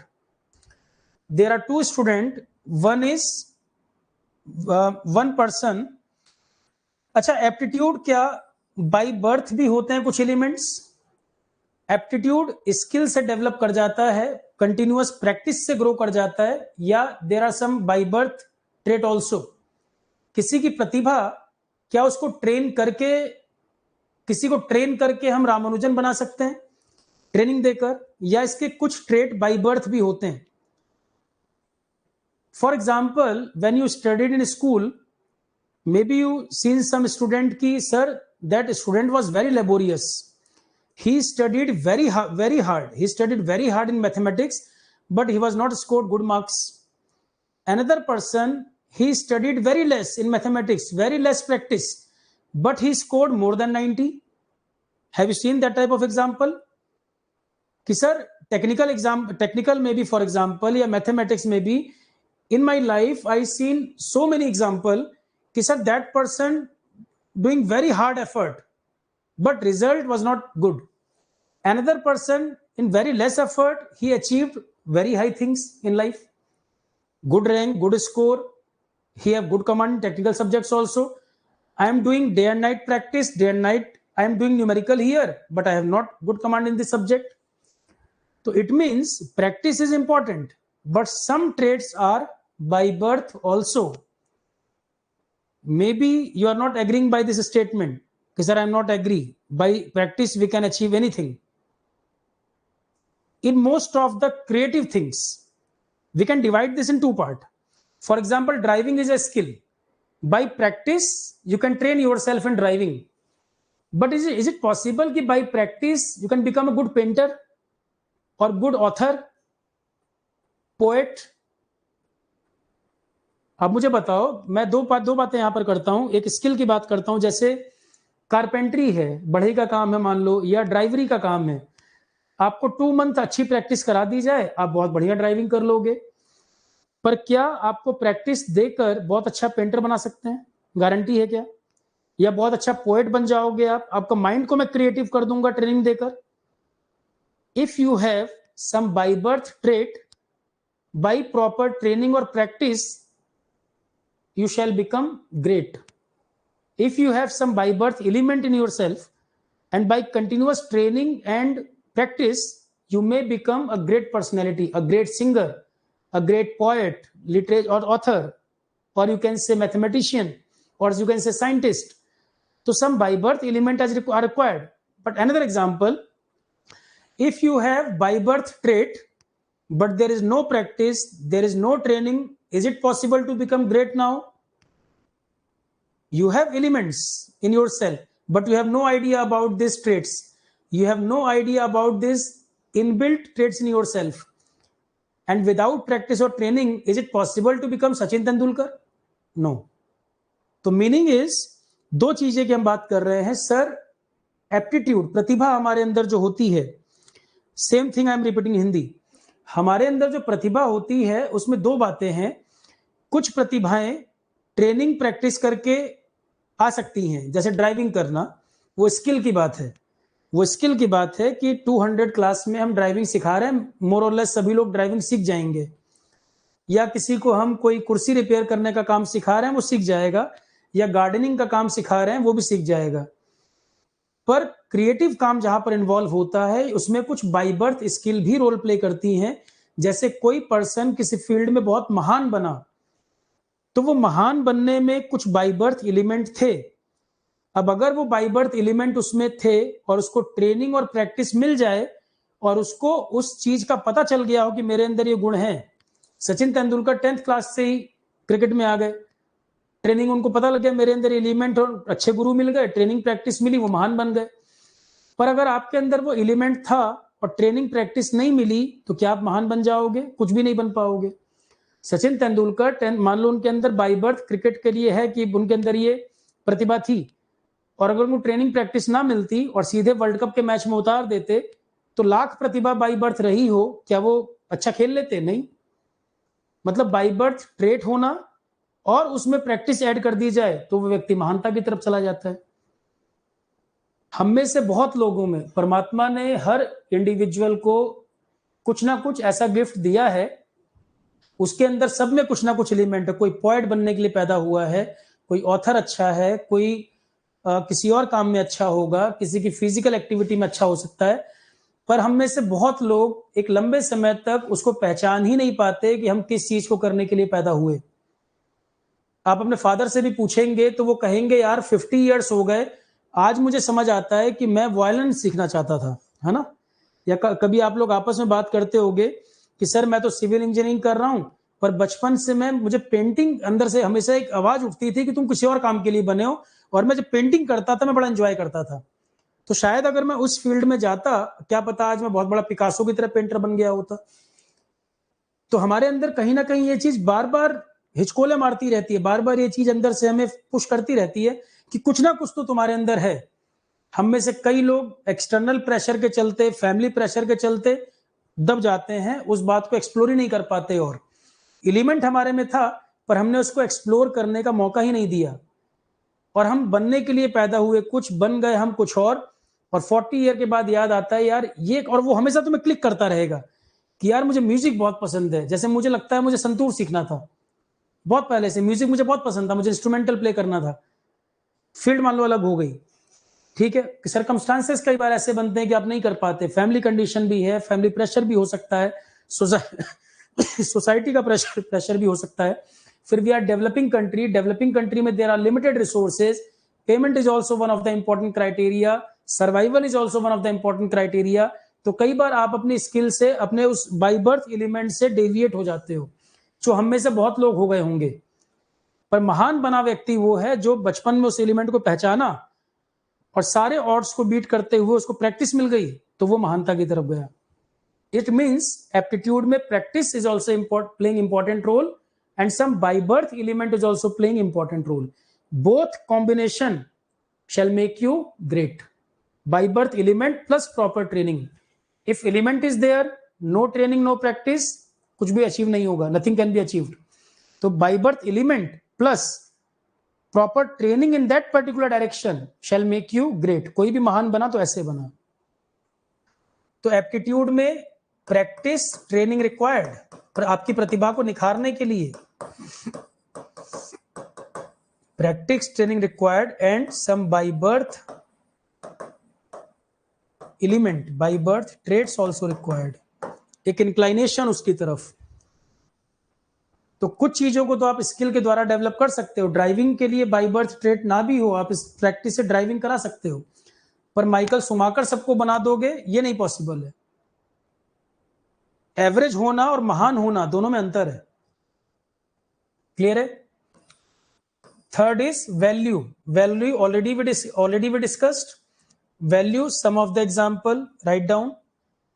value example like punctuality,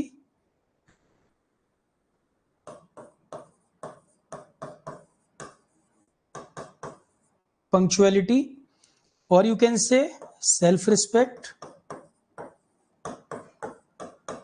punctuality, self-respect, or you can say integrity, or you can say honesty, and many more. There are so many examples. So in tomorrow class we will write this definition, theory portion we will write in tomorrow class. तो कल हम इसको detail में लिखेंगे भी, value वगैरह क्या होता है। We explained already, and some of the example you can write down. Punctuality is value, self-respect is value, integrity is value, honesty is value. What is integrity? What is honesty? Honesty already you know. Integrity tomorrow or day after tomorrow we'll discuss. ये सब अभी आगे आएगा, ये तो overview है subject का। तो वैल्यू मीनिंग ऑलरेडी क्लियर, और ये कुछ एग्जांपल नोट कर लो वैल्यू के। Tolerance is also value, already we discussed. Tolerance, और you can say compassion. Compassion मतलब दया भाव। कंपैशन मीन्स काइंडनेस होना, दया भाव होना। All these are example of value. Punctuality, self respect, integrity, honesty, tolerance, compassion, all these are values.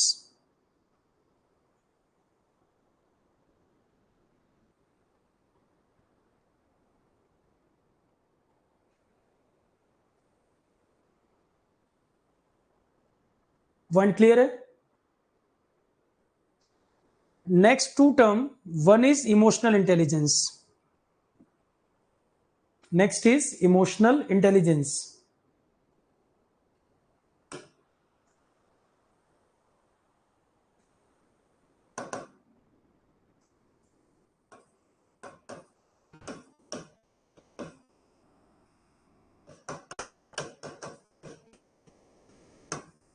emotional intelligence, there are two part.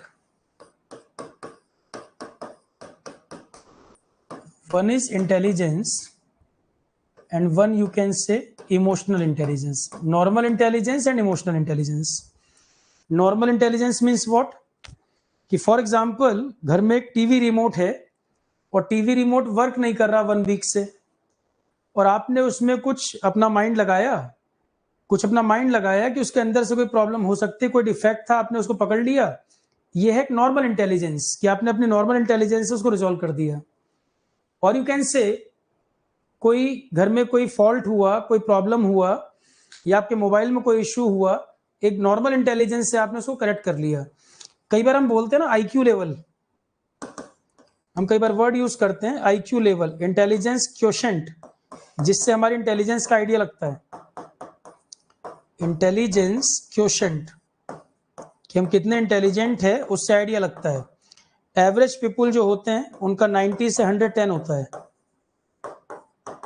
Average people का 90 से 110, जो एक्स्ट्राऑर्डिनरी होते हैं 150 160 तक होता है। तो आईक्यू लेवल नॉर्मल पीपुल में 90 से 110 की रेंज में, एक्स्ट्राऑर्डिनरी पीपुल होंगे 150 160 अचीव कर जाता है। और मेंटली रिटार्डेड जो होते हैं उनमें 30 25 35 अराउंड ऐसा होता है।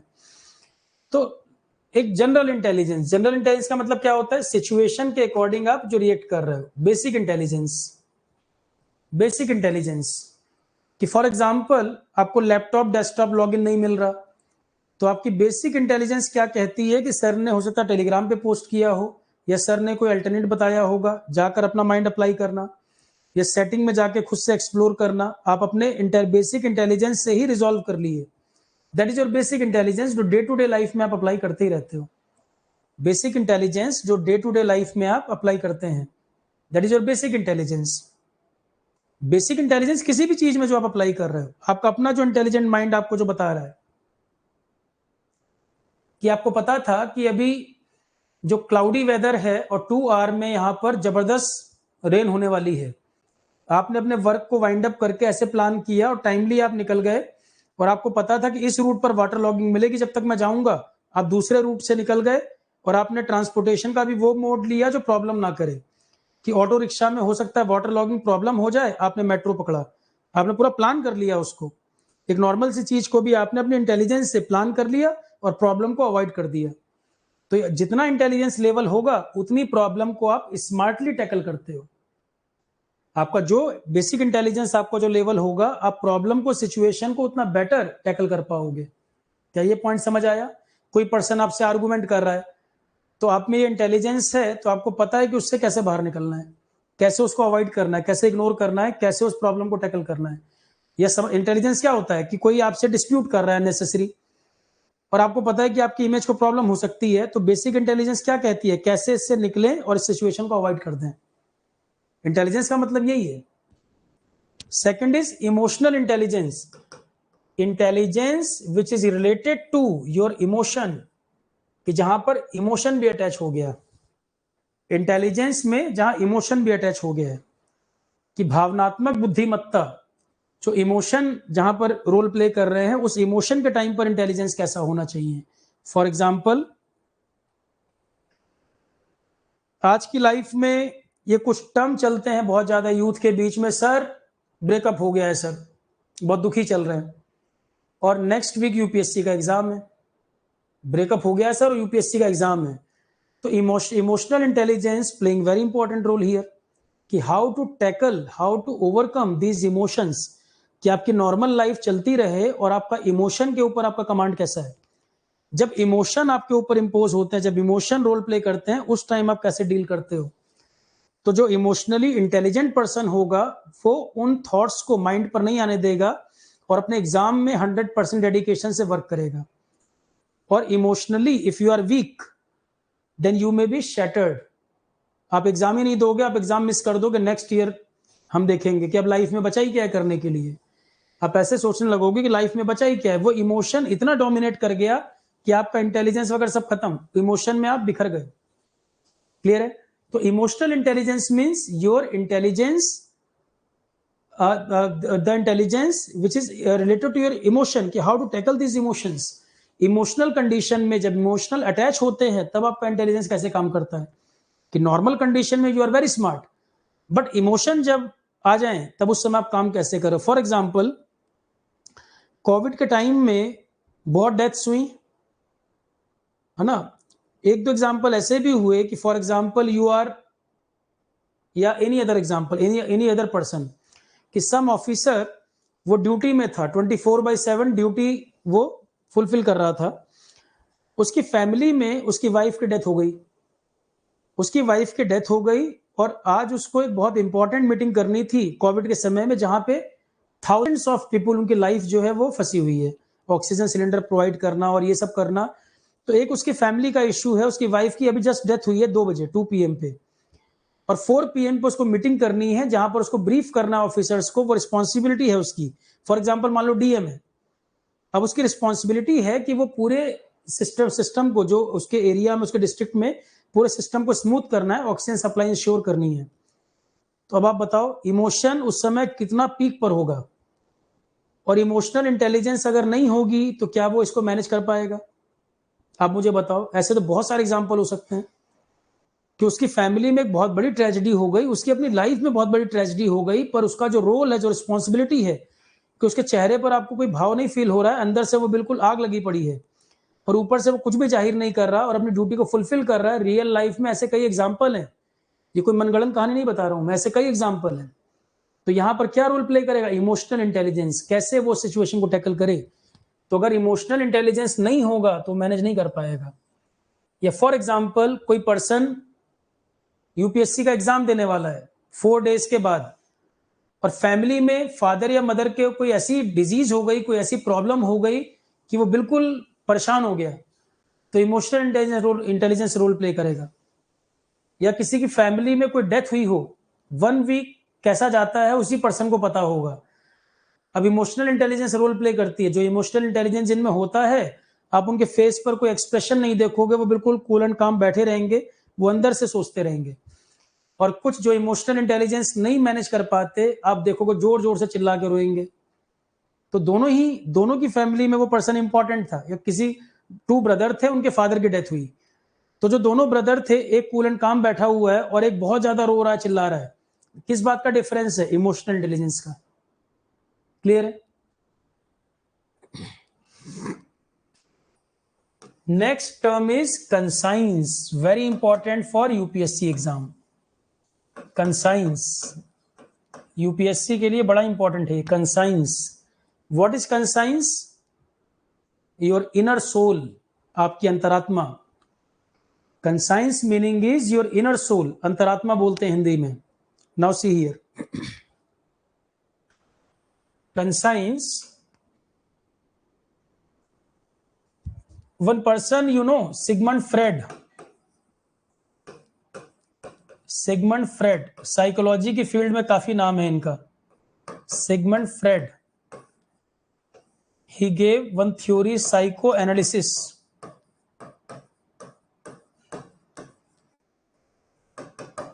Psychoanalysis.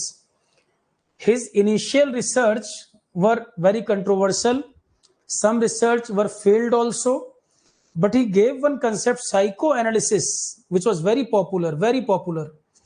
साइकोलॉजी में कई सारे जो ट्रीटमेंट होते हैं, जो कुछ पेशेंट, जो साइकोलॉजी वाले पेशेंट होते हैं, जिनका साइकोलॉजिकल कोई प्रॉब्लम है, उसमें सिगमंड फ्रेड की theory is very important. Psycho analysis, जैसे ड्रीम्स में जाके करेक्शन करना, सबकॉन्शियस माइंड में जाके करेक्शन करना। तो सिगमंड फ्रेड इनिशियल ईयर्स में इनकी रिसर्च फेल रही, कई सारी रिसर्च कंट्रोवर्शियल भी रही, बट साइको एनालिसिस, इनका जो कंसेप्ट बहुत popular, he became very popular by this concept, psycho analysis, कि ह्यूमन बिहेवियर, हमारा जो चेंज है, चेंज इन बिहेवियर, या साइकोलॉजी में हम किस तरह सोचते, कई काम है इनके सिगमंड फ्रेड के। तो ही गेव वन कंसेप्ट,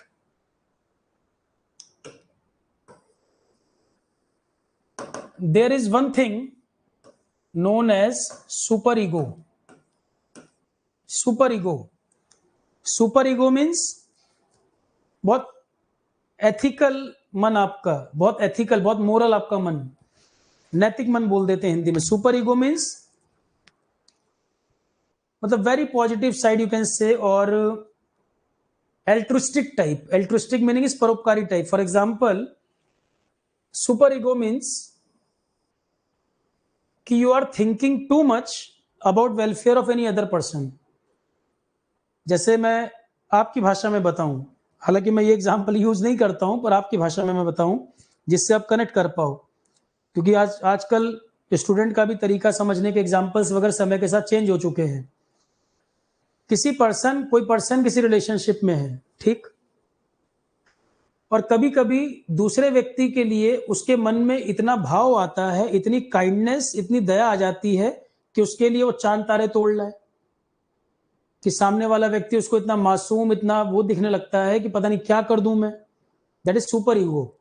कि आप अपने सेल्फ को किनारे रखे हुए हो, आपको वो कितना ही परेशान कर रहा है, आपको कितना ही वो दुखी कर रहा है, कितना ही आपको कुछ कर रहा है, पर आपका मन इतना खुला है उसके प्रति कि आप बिल्कुल न्यौछावर कर रहे हो सब कुछ उसके प्रति. That is super ego. और सुपर ईगो जब आप ऐसा सोचते हो कि बहुत ज्यादा मैं इसके लिए कुछ कर दूं, तो आपके अंदर से दूसरी चीज चिल्लाती है, इड. वो कहता है क्या कर रहे हो, अपने लिए भी सोचो थोड़ा. इड कहता है अपने लिए भी सोचो. यह स्वार्थी मन, यह नैतिक मन और यह स्वार्थी मन, इन दोनों की लड़ाई चल रही है. May be you heard this word so many time कि Ram and Ravan both are not existing outside, both are confined, both are lies within ourselves. Ram and Ravan fight is still going on from so many years and till date within ourselves. So within ourselves, inside, there are two thought process. Sometimes you may be very liberal, very kind for someone. Clear? कि you want to give all you have, you want to give to any other person, कि sir I can pay या I can donate or I can give anything which I have, either house, property, car, at any level. मतलब you can say कि 100% dedication is there, कि I can give anything as per my capacity, maximum capacity. You are too much liberal for that. You are too much kind, you can say. So that is super ego. But when you are doing this, second side of you starts shouting, no, you must think about yourself also. In movies also you seen this na, कि movies में there are two images. One person saying, मतलब movie में same person का there are two images. One person is saying that is good, second starts shouting no, this is bad. तो one is super ego, one is id. एक स्वार्थी मन और एक नैतिक मन. आपने ये देखा होगा कि आप किसी के लिए सब कुछ लुटाने पे तैयार, इतने दयालु, इतने काइंड हो गए हैं, कुछ भी आप देने को तैयार हो गए हैं, आपको बड़ा सब दया आ रही, बड़ा मासूम सा लग रहा है सब कुछ, और आपका स्वार्थी मन चिल्ला रहा है पागल हो गए हो, कर क्या रहे हो तुम ये, अरे अपने लिए कुछ बचा लो, तुम्हें धोखा दे देंगे ये, चाहे तुम्हारे बच्चे ही क्यों ना हो. कि आपको बेटे पे इतना प्यार आ रहा है, आप सब कुछ उसको पहले ही दे रहे हो, और आपको बुढ़ापे में अनाथ आश्रम में जाना पड़ रहा है. तो सुपर ईगो, जब आप बड़े काइंड हो गए हो, बहुत ज्यादा किसी के लिए सोच रहे हो, तो इड चिल्ला रहा है भाई पागल मत बनो, ध्यान रखो गड़बड़ हो जाएगी. तो there are two side of yourself. One is super ego, one is id. Which one is good? Conscience means your inner soul voice. Clear है? सुपर ईगो और इड के बीच में, in between, conscience lies. That decision is the best decision which is proved by your conscience. Clear है? तो that decision which is proved or which is given by your conscience, that is the best for you, best decision for you. तो super ego कह रहा है कि ये कर दो, सब लुटा दो. इड कह रहा है अपने लिए सोचो, स्वार्थी बनो. कंसाइंस कह रहा है, अंतरात्मा, कि देखो अब तुम दुविधा में हो, तुम ये निर्णय करो. ये अंतरात्मा. तो किसी बड़े महान थिंकर ने कहा था कि दुनिया का बड़े से बड़ा फैसला तब तक सही नहीं हो सकता जब तक उसमें कंसाइंस की मोहर ना लगी हो, अंतरात्मा ने उस पर स्टैंपिंग ना किया हो. That decision is the best decision which is stamped by your conscience. If there is no approval of conscience, that decision is not good. तो दुनिया में बड़े से बड़ा फैसला वो फैसला सही माना जाएगा जिसमें आपकी अंतरात्मा ने मोहर लगाई हो, वही निर्णय सही निर्णय है. क्या ये समझ आया? तो सिगमंड फ्रेड की थ्योरी के हिसाब से वन इज सुपर ईगो, नैतिक मन, इड स्वार्थी मन, दोनों के बीच का रास्ता अंतरात्मा ने जो कहा है वो बिल्कुल सही कहा है। कई बार आप कोई डिसीजन लेते हो, आपका कंसाइंस आपको बोलता है गलत कर रहे हो, ऐसा नहीं ऐसा करो, तो आपकी अंतरात्मा की आवाज अगर आप सुनेंगे तो गलत निर्णय नहीं करेंगे। और सबकी अंतरात्मा सबको गाइड करती है। कई लोग उसकी आवाज को इग्नोर कर देते हैं, कुछ लोग उसकी आवाज को सुनते हैं और फॉलो करते हैं। ऐसा है या नहीं? Everyone having conscience, and conscience giving mentorship or guidance to everyone, but some people suppress that voice, but some people listening this voice. So if you are listening your conscience 99.99% or even 100%, that is nothing but yourself na. Your conscience giving you 100% correct decision, correct direction. Some people ignore this voice, inner voice, and if you are listening it, तो that voice is best work for you. तो आपकी अंतरात्मा आपके लिए जो कहेगी वो सबसे अच्छा कहेगी, आपके लिए बेस्ट होगा। क्या ये हम वर्ड समझ पाए? सारे टर्म्स क्लियर हैं? अमित रंजन, कंसाइंस कैसे गाइड करेगा? How to listen conscience voice, inner voice? That there are so many ways. One of the way you can say meditation. There are multiple ways to explore your conscience more and more. One of the ways meditation. Meditation, I'm not saying ki some asana required. No. If you switch off the light or 5 to 10 minutes, you're concentrating yourself. Na, that is nothing but exploring yourself. You must spend 5 to 10 minutes for yourself per day to explore yourself. Because you are best in yourself. You are listening external voice, but you are not listening internal. हम अपने बारे में बाहर से जानना चाहते हैं जबकि सब कुछ आपके अंदर छुपा हुआ है। तो अपनी अंदर की आवाज को सुनना शुरू कर दोगे तो बाहर किसी की सुनने की जरूरत नहीं है। कोई दूसरा आपको इवैल्यूएट करेगा, उससे आपको फर्क पड़ता है क्या?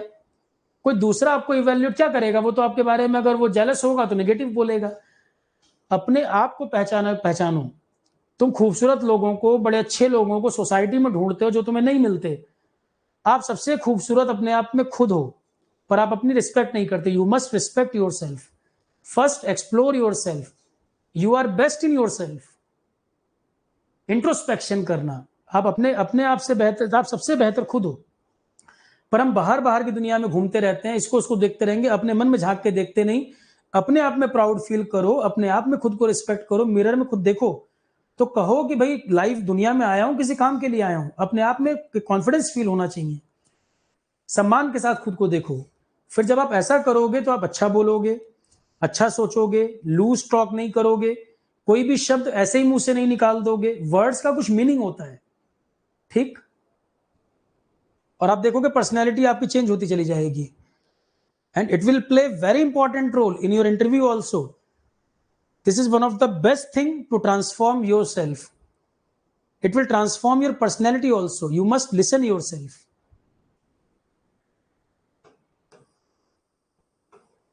क्लियर है? Up to here anyone, any doubt? यहां तक कोई कुछ नहीं समझ पाया तो बताए। यहां तक कोई किसी पॉइंट में प्रॉब्लम है तो बताए।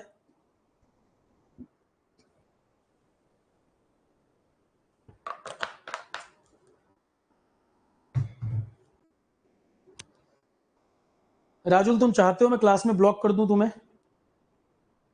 ये तुम्हारा हमेशा की प्रॉब्लम है, तुम चाहते हो ब्लॉक कर दूं मैं? तुम्हें मैंने अभी बोला फ्री पीडीएफ सेक्शन में चले जाओ, कॉपी पड़ी हुई है एथिक्स की, बोला है ना मैंने शुरू में। उसका प्रिंट आउट निकाल लो, कुछ मैं वर्ड ऐड कर रहा हूं उसमें, एक पेज जोड़ लो। इंजीनियरिंग कर रखे हो कि 5वीं क्लास में पढ़ रहे हो अभी? तुम यूट्यूब में भी डिस्टर्ब करते हो, तुम्हारे साथ हर बैच में ये प्रॉब्लम है। तुम एक पेज लेकर उस पर नोट नहीं कर सकते मैं जो एडिशनल पॉइंट बोल रहा हूं, इतनी धीरे पढ़ा रहा हूं तो भी। उसमें कोई स्पेलिंग मिस्टेक कहीं होगी, मैं नोट्स बनवाऊंगा, उसमें क्लियर होता जाएगा। बोला है मैंने शुरू में। आरोहन एजुकेशन वेबसाइट पे भी कॉपी पड़ी इंजीनियरिंग एथिक्स की।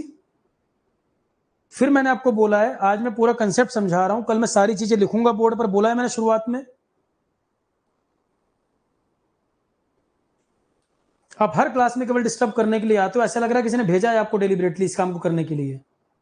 शुरू में मैंने क्लियर कर दिया, मैं कल सारी चीजें लिखवाऊंगा, समझाऊंगा, एक साथ ही समझ आ जाएगा कंसेप्ट तुम्हें। इतने डीप कंसेप्ट हैं, सिर्फ लिखवाने से काम चल जाएगा?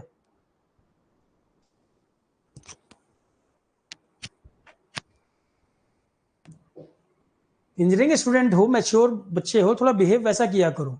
और पहले इतनी बार तुम मेरे से पढ़ चुके हो, तुम्हें हर क्लास में पता है कि सर लिख के पढ़ाते हैं, अननेसेसरी डिस्टर्ब कर रहे हो। आज तक तुम मेरे से इतने बैच पढ़ चुके हो, तुम्हें पता है मैं हर चीज लिख के पढ़ाता हूँ। अब मैं समझाना लिखाना एक साथ शुरू कर दूंगा, समझ आएगा क्या? पूरी क्लास का रिदम बेकार कर रहे हो तुम। क्लास जब खत्म होगी पूरे नोट्स बने होंगे तुम्हारे, तुम्हें नए बैच से बनाना है तो भी बनाना, पुराने नोट्स अवेलेबल है वो भी बता दिए मैंने, और क्या चाहते हो यार?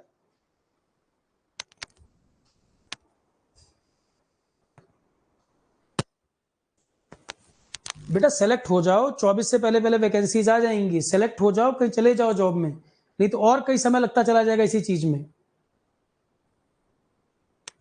जो मैंने समझाया तुम्हें क्वालिटी उसमें नहीं समझ आई भी, कंसेप्ट तुम्हें समझ आ रहे हैं कि नहीं? लिखवाने का क्या है, मैं कल पूरा नोट्स लिखवाऊंगा यहाँ पर, कल की क्लास में यही चीज लिखवानी है मुझे, पर मैं समझाऊंगा नहीं। और लिखवाने से क्या बनेगा? लिखवाने को तो बुक में सब लिखा हुआ है, समझ नहीं आएगा। पर मुझे गुस्सा नहीं आ रहा है, मुझे ये लग रहा है कि पहले समझा दूं मैं सारी बातें, टर्म्स से फेमिलियर हो गए, चीजें समझ में आ जाएंगी तो मैं लिखने में कोई प्रॉब्लम नहीं है। कल मैं लिखवाऊंगा भी, तुम्हारे एग्जाम की तुमसे आ चिंता मुझे है, नहीं लिखा होगा तो मुझे कहना। अभी तो पढ़ा ही रहा हूं ना मैं, सब्जेक्ट अभी चल ही रहा है, हर लाइन में इंटरप्ट मत करिए। ओके, तो प्रोसीड करें। तो basic terms complete. Now ethics interpretation, क्या मीनिंग है इसका?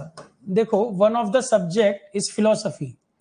फिलोसफी में ethics meaning is different, sociology में मीनिंग इज डिफरेंट, सोशलॉजी में मीनिंग इज डिफरेंट। तो फिलोसफी में, philosophy meaning is what? In Hindi it is darshan shastra. Philosophy in Hindi it is darshan shastra. Philosophy को अगर हम 3 पार्ट्स में डिवाइड करें, फिलोसफी को if we are dividing into 3 part, one branch is known as epistemology, epistemology. Second branch known as metaphysics,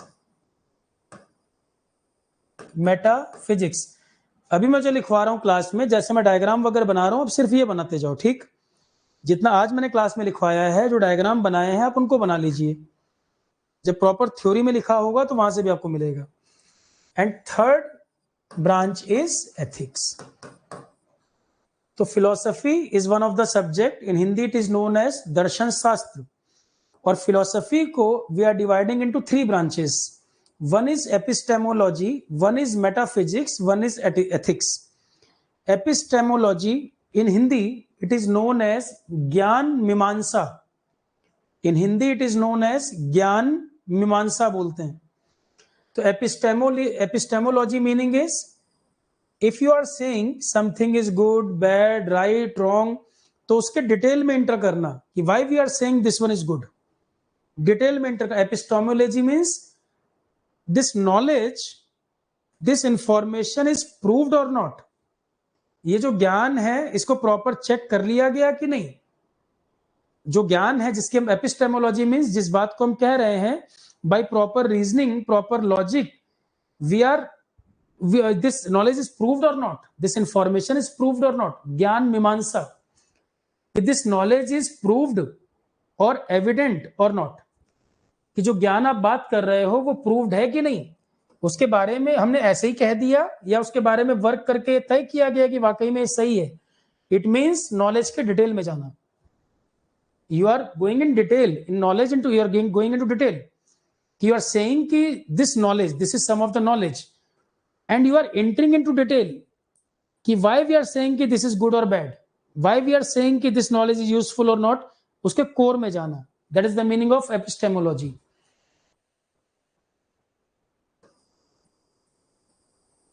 You can say justified, simply you can say justified beliefs or opinion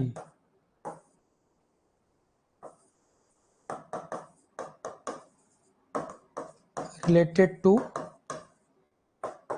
knowledge, कि जो knowledge की हम बात कर रहे हैं वो justified है या नहीं। जस्टिफाइड बिलीफ और opinion related to knowledge. Second is metaphysics. Metaphysics meaning is what?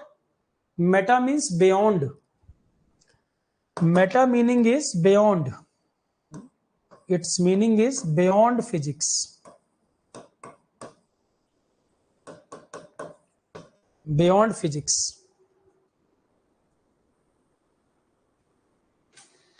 Beyond physics, तो मेटाफिजिक्स में mainly there are 3 question like God,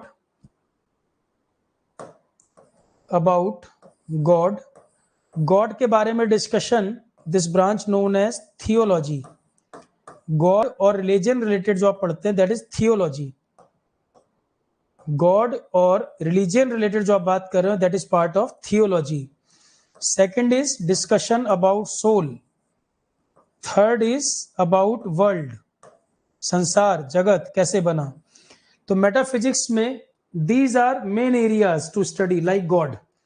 तो गॉड में गॉड एग्जिस्ट और not, first question, if not exist discussion over, but if God is there तो how many gods are there, male और female, clear है, hierarchy क्या है, कौन control करता है अर्थ को। तो god related discussion that is metaphysics portion, separately known as theology. तो मेटाफिजिक्स में दुनिया में यही 3 सवाल हैं बड़े जिसमें हम पढ़ते हैं। मेटाफिजिक्स में एक तो गॉड के एग्जिस्टेंस के बारे में, भगवान है कि नहीं, है तो कितने हैं, नहीं एग्जिस्ट करता तो बात ही खत्म, है तो कितने, 1 2 5, मेल फीमेल। सोल के बारे में सेकंड, सोल एग्जिस्ट करती है कि नहीं, आत्मा है या नहीं, कैसी दिखती है, क्या उसकी कोई शेप है, ये सब डिस्कशन भी इसी में आते हैं। और नेक्स्ट है संसार जगत के बारे में, वर्ल्ड के बारे में, दुनिया के बारे में, दुनिया का एग्जिस्टेंस कैसे हुआ, इवोल्यूशन कैसे हुआ, कैसे चल रहा है, जगत के बारे में, संसार के बारे में। तो metaphysics deals with these 3 main questions. और एथिक्स में वी आर स्टडिंग, एथिक्स में core issue our life's objective and how to achieve that objective. So life objective, most of the theory, if you study most of the theory except Charvak theory, if you study most of the thinker or most of the great personalities like Buddha, Mahavir, आप जितने नाम पढ़ोगे, life का ultimate objective is moksha, that is salvation. in different religion used by the different name like Kaivalya or Moksha or Nirvana, but meaning is same, free from the concept of life and birth, Moksha, state of bliss and rest, clear है। तो ethics की दुनिया में हम basically ये 2 चीजों पे focus करते हैं, लाइफ का ऑब्जेक्टिव, लाइफ का क्या उद्देश्य है। तो कोई भी धर्म की आप बात कर लो, चारवाक की थ्योरी को छोड़कर उन सबका एक ही बात है, लाइफ ऑब्जेक्टिव। कोई मोक्ष कहता है, कोई निर्वाण बोलता है, कोई कैवल्य बोलता है, अलग अलग रिलीजियन अलग अलग बात करते हैं चारवाक की कंसेप्ट को छोड़कर। तो एथिक्स में हम पढ़ते हैं लाइफ का ऑब्जेक्टिव क्या है, लाइक साल्वेशन, साल्वेशन मतलब मोक्ष, और यू कैन से मोक्ष, और यू कैन से निर्वाण, और you can say kaivalya. And method second है, what are the method to achieve this, methods to achieve this objective. तो एथिक्स में हम पढ़ते हैं दर्शन, देखो फिलोसफी दर्शन शास्त्र, दर्शन शास्त्र में ethics is one of the branch, that is नीति शास्त्र। फिलोसफी मीनिंग इज दर्शन शास्त्र, एथिक्स मीनिंग इज नीति शास्त्र, जिसमें हम लाइफ का ऑब्जेक्टिव क्या है और उस ऑब्जेक्टिव को पूरा करने का मेथड क्या है, एथिक्स में हम ये पढ़ते हैं। बट यूपीएससी का एग्जाम इससे नहीं निकलता क्वेश्चन। यूपीएससी जो एथिक्स पूछता है वो सोशलॉजी के एंगल से जो एथिक्स है उससे पूछता है। ये पढ़ने के लिए ठीक है कि फिलोसफी का one of the branch is ethics. Ethics में वी आर स्टडिंग लाइफ का ultimate objective and what are the method to achieve that objective. Ethics में हम ये पढ़ते हैं इन फिलोसफी कंटेक्स्ट, फिलोसफी के हिसाब से एथिक्स का ये मतलब है, ठीक है। फिलोसफी के हिसाब से एथिक्स का ये मीनिंग है। फिलोसफी को हिंदी में दर्शन शास्त्र, दर्शन शास्त्र, एथिक्स को नीति शास्त्र, एपिस्टेमोलॉजी को ज्ञान मीमांसा, मेटाफिजिक्स को तत्व मीमांसा, मेटाफिजिक्स तत्व मीमांसा। पर हिंदी में आपको पढ़ना है क्यों? ईएस में तो क्वेश्चन इंग्लिश में आता है, अब तो हिंदी ट्रांसलेशन भी नहीं आता। ईएस में क्वेश्चन ओनली इंग्लिश में है ना, Hindi translation not available.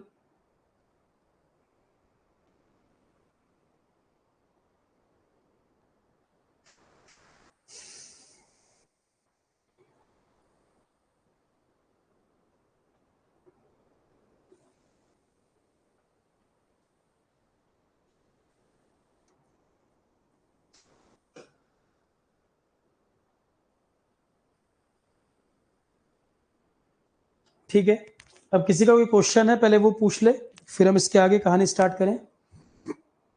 Up to here anyone, any doubt?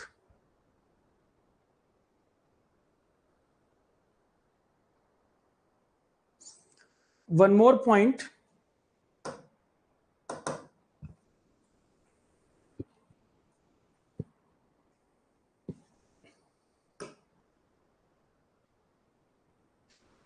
one word is ethics and one is moral. Ethics and moral, both are same or different? Ethics and moral, both the terms are similar or different? एक ही बात है, अलग अलग है? One is ethics, another is moral. Language जिस principle पर work करता है, दैट प्रिंसिपल इज कि in minimum words we are explaining maximum things. Language का जो फंडा है, फंडामेंटल है कि लैंग्वेज में in minimum words we are explaining maximum things. Sometimes you are using term ना दैट इज सिनोनिम, तो synonym meaning is what? 100% same meaning. If you are using any two word and you are saying this कि sir both the words are similar, तो is it possible कि in all the situation both the word you can use? Language जिस concept पे काम करता है, minimum शब्द में ज्यादा बातें कही जाए, तो अगर दो वर्ड 100% सेम है तो दो वर्ड की जरूरत क्यों है? कोई भी दो टर्म ऐसे हैं जो 100% सेम मीनिंग देते हो, सिनोनिम जो आप बोलते हो। Synonym means similar, 70% similarity, 80% similarity. In 70-80% situation you can use both the term as identical, but 100% meaning is not same. For example, faith or belief, faith or belief, sometimes you can use both the term, there is no difference, but in some situation both shows different meaning.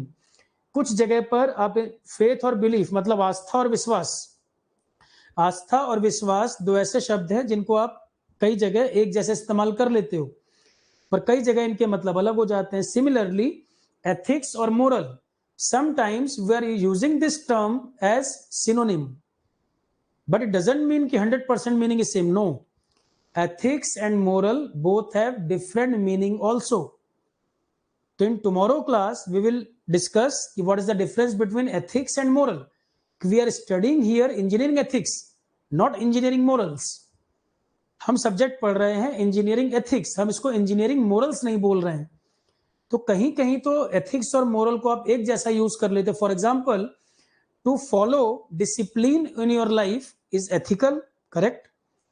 To follow discipline in your life is moral, correct? Both word seems similar, but there are so many situations ethics and moral shows different meaning. In some condition as a synonym you can use but not always. तो ethics और moral कई जगह आपको बोलचाल में दोनों का meaning एक जैसा लगता है, पर हमेशा इनका मीनिंग एक जैसा नहीं होता। इनके मतलब में, शब्द में बहुत अंतर भी कई जगह आपको देखने को मिलेगा। कल हम डिस्कशन यहीं से स्टार्ट करेंगे। जैसे सब्जेक्ट हमारा इंजीनियरिंग एथिक्स है, इंजीनियरिंग मोरल नहीं, ठीक है? तो कहां पर हम इनको सिनोनिम की तरह यूज कर सकते हैं और कहां पर दोनों के मतलब अलग अलग हो जाते हैं, कल हमारा डिस्कशन यहीं से शुरू होगा।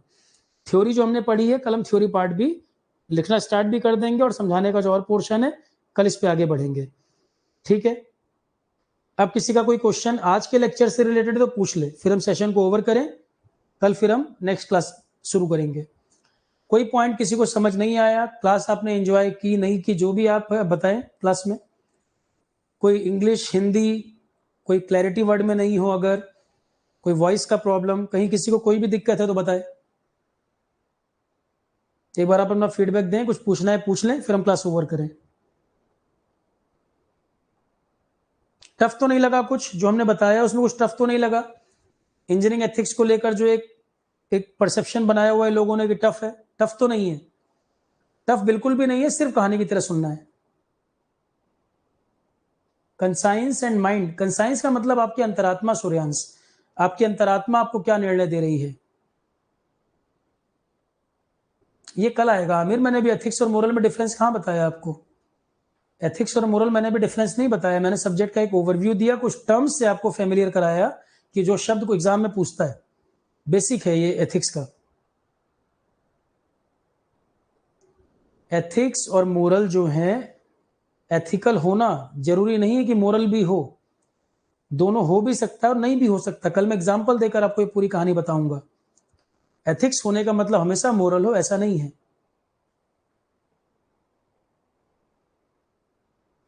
Vanmadi, I am repeating in both. If I use completely in English, na, there are so many North Indian students also. So I am repeating in both English as well as Hindi. When I am using Hindi, so you must not be concerned about that. You must not be feel problematic because in both the language I am repeating. English, Hindi, in both I am repeating.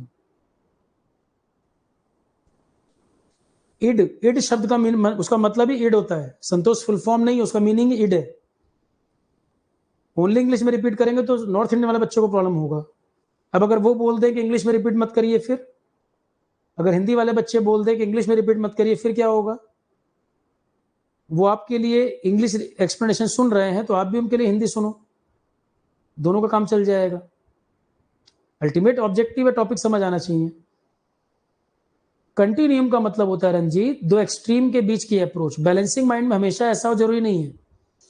Balancing का मतलब तो ये होता है कि आपके पास, आप DM हो, आपके पास दो लोग आए जिन्होंने गुस्सा दिला दिया, दो लोगों ने आपको खुश कर दिया, दो लोग आए जिनसे कोई प्रॉब्लम नहीं है, तो आप पूरे दिन में अपने बैलेंसिंग माइंड से काम कर रहे हो, आप सोच समझ के निर्णय करना। कंटिन्यूम अप्रोच दो एक्सट्रीम के बीच का रास्ता होता है, दोनों अलग बातें हैं। बैलेंसिंग माइंड का मतलब है आपका डिसीजन बैलेंसिंग माइंड से ही होना चाहिए, सारे प्रोज एंड कॉन को सोचकर, वो अलग बात है। और कंटिन्यूम अप्रोच का मतलब होता है एक्सट्रीम के बीच का रास्ता। ठीक है, चलो class, thank you, good night all of you, good night, good night all.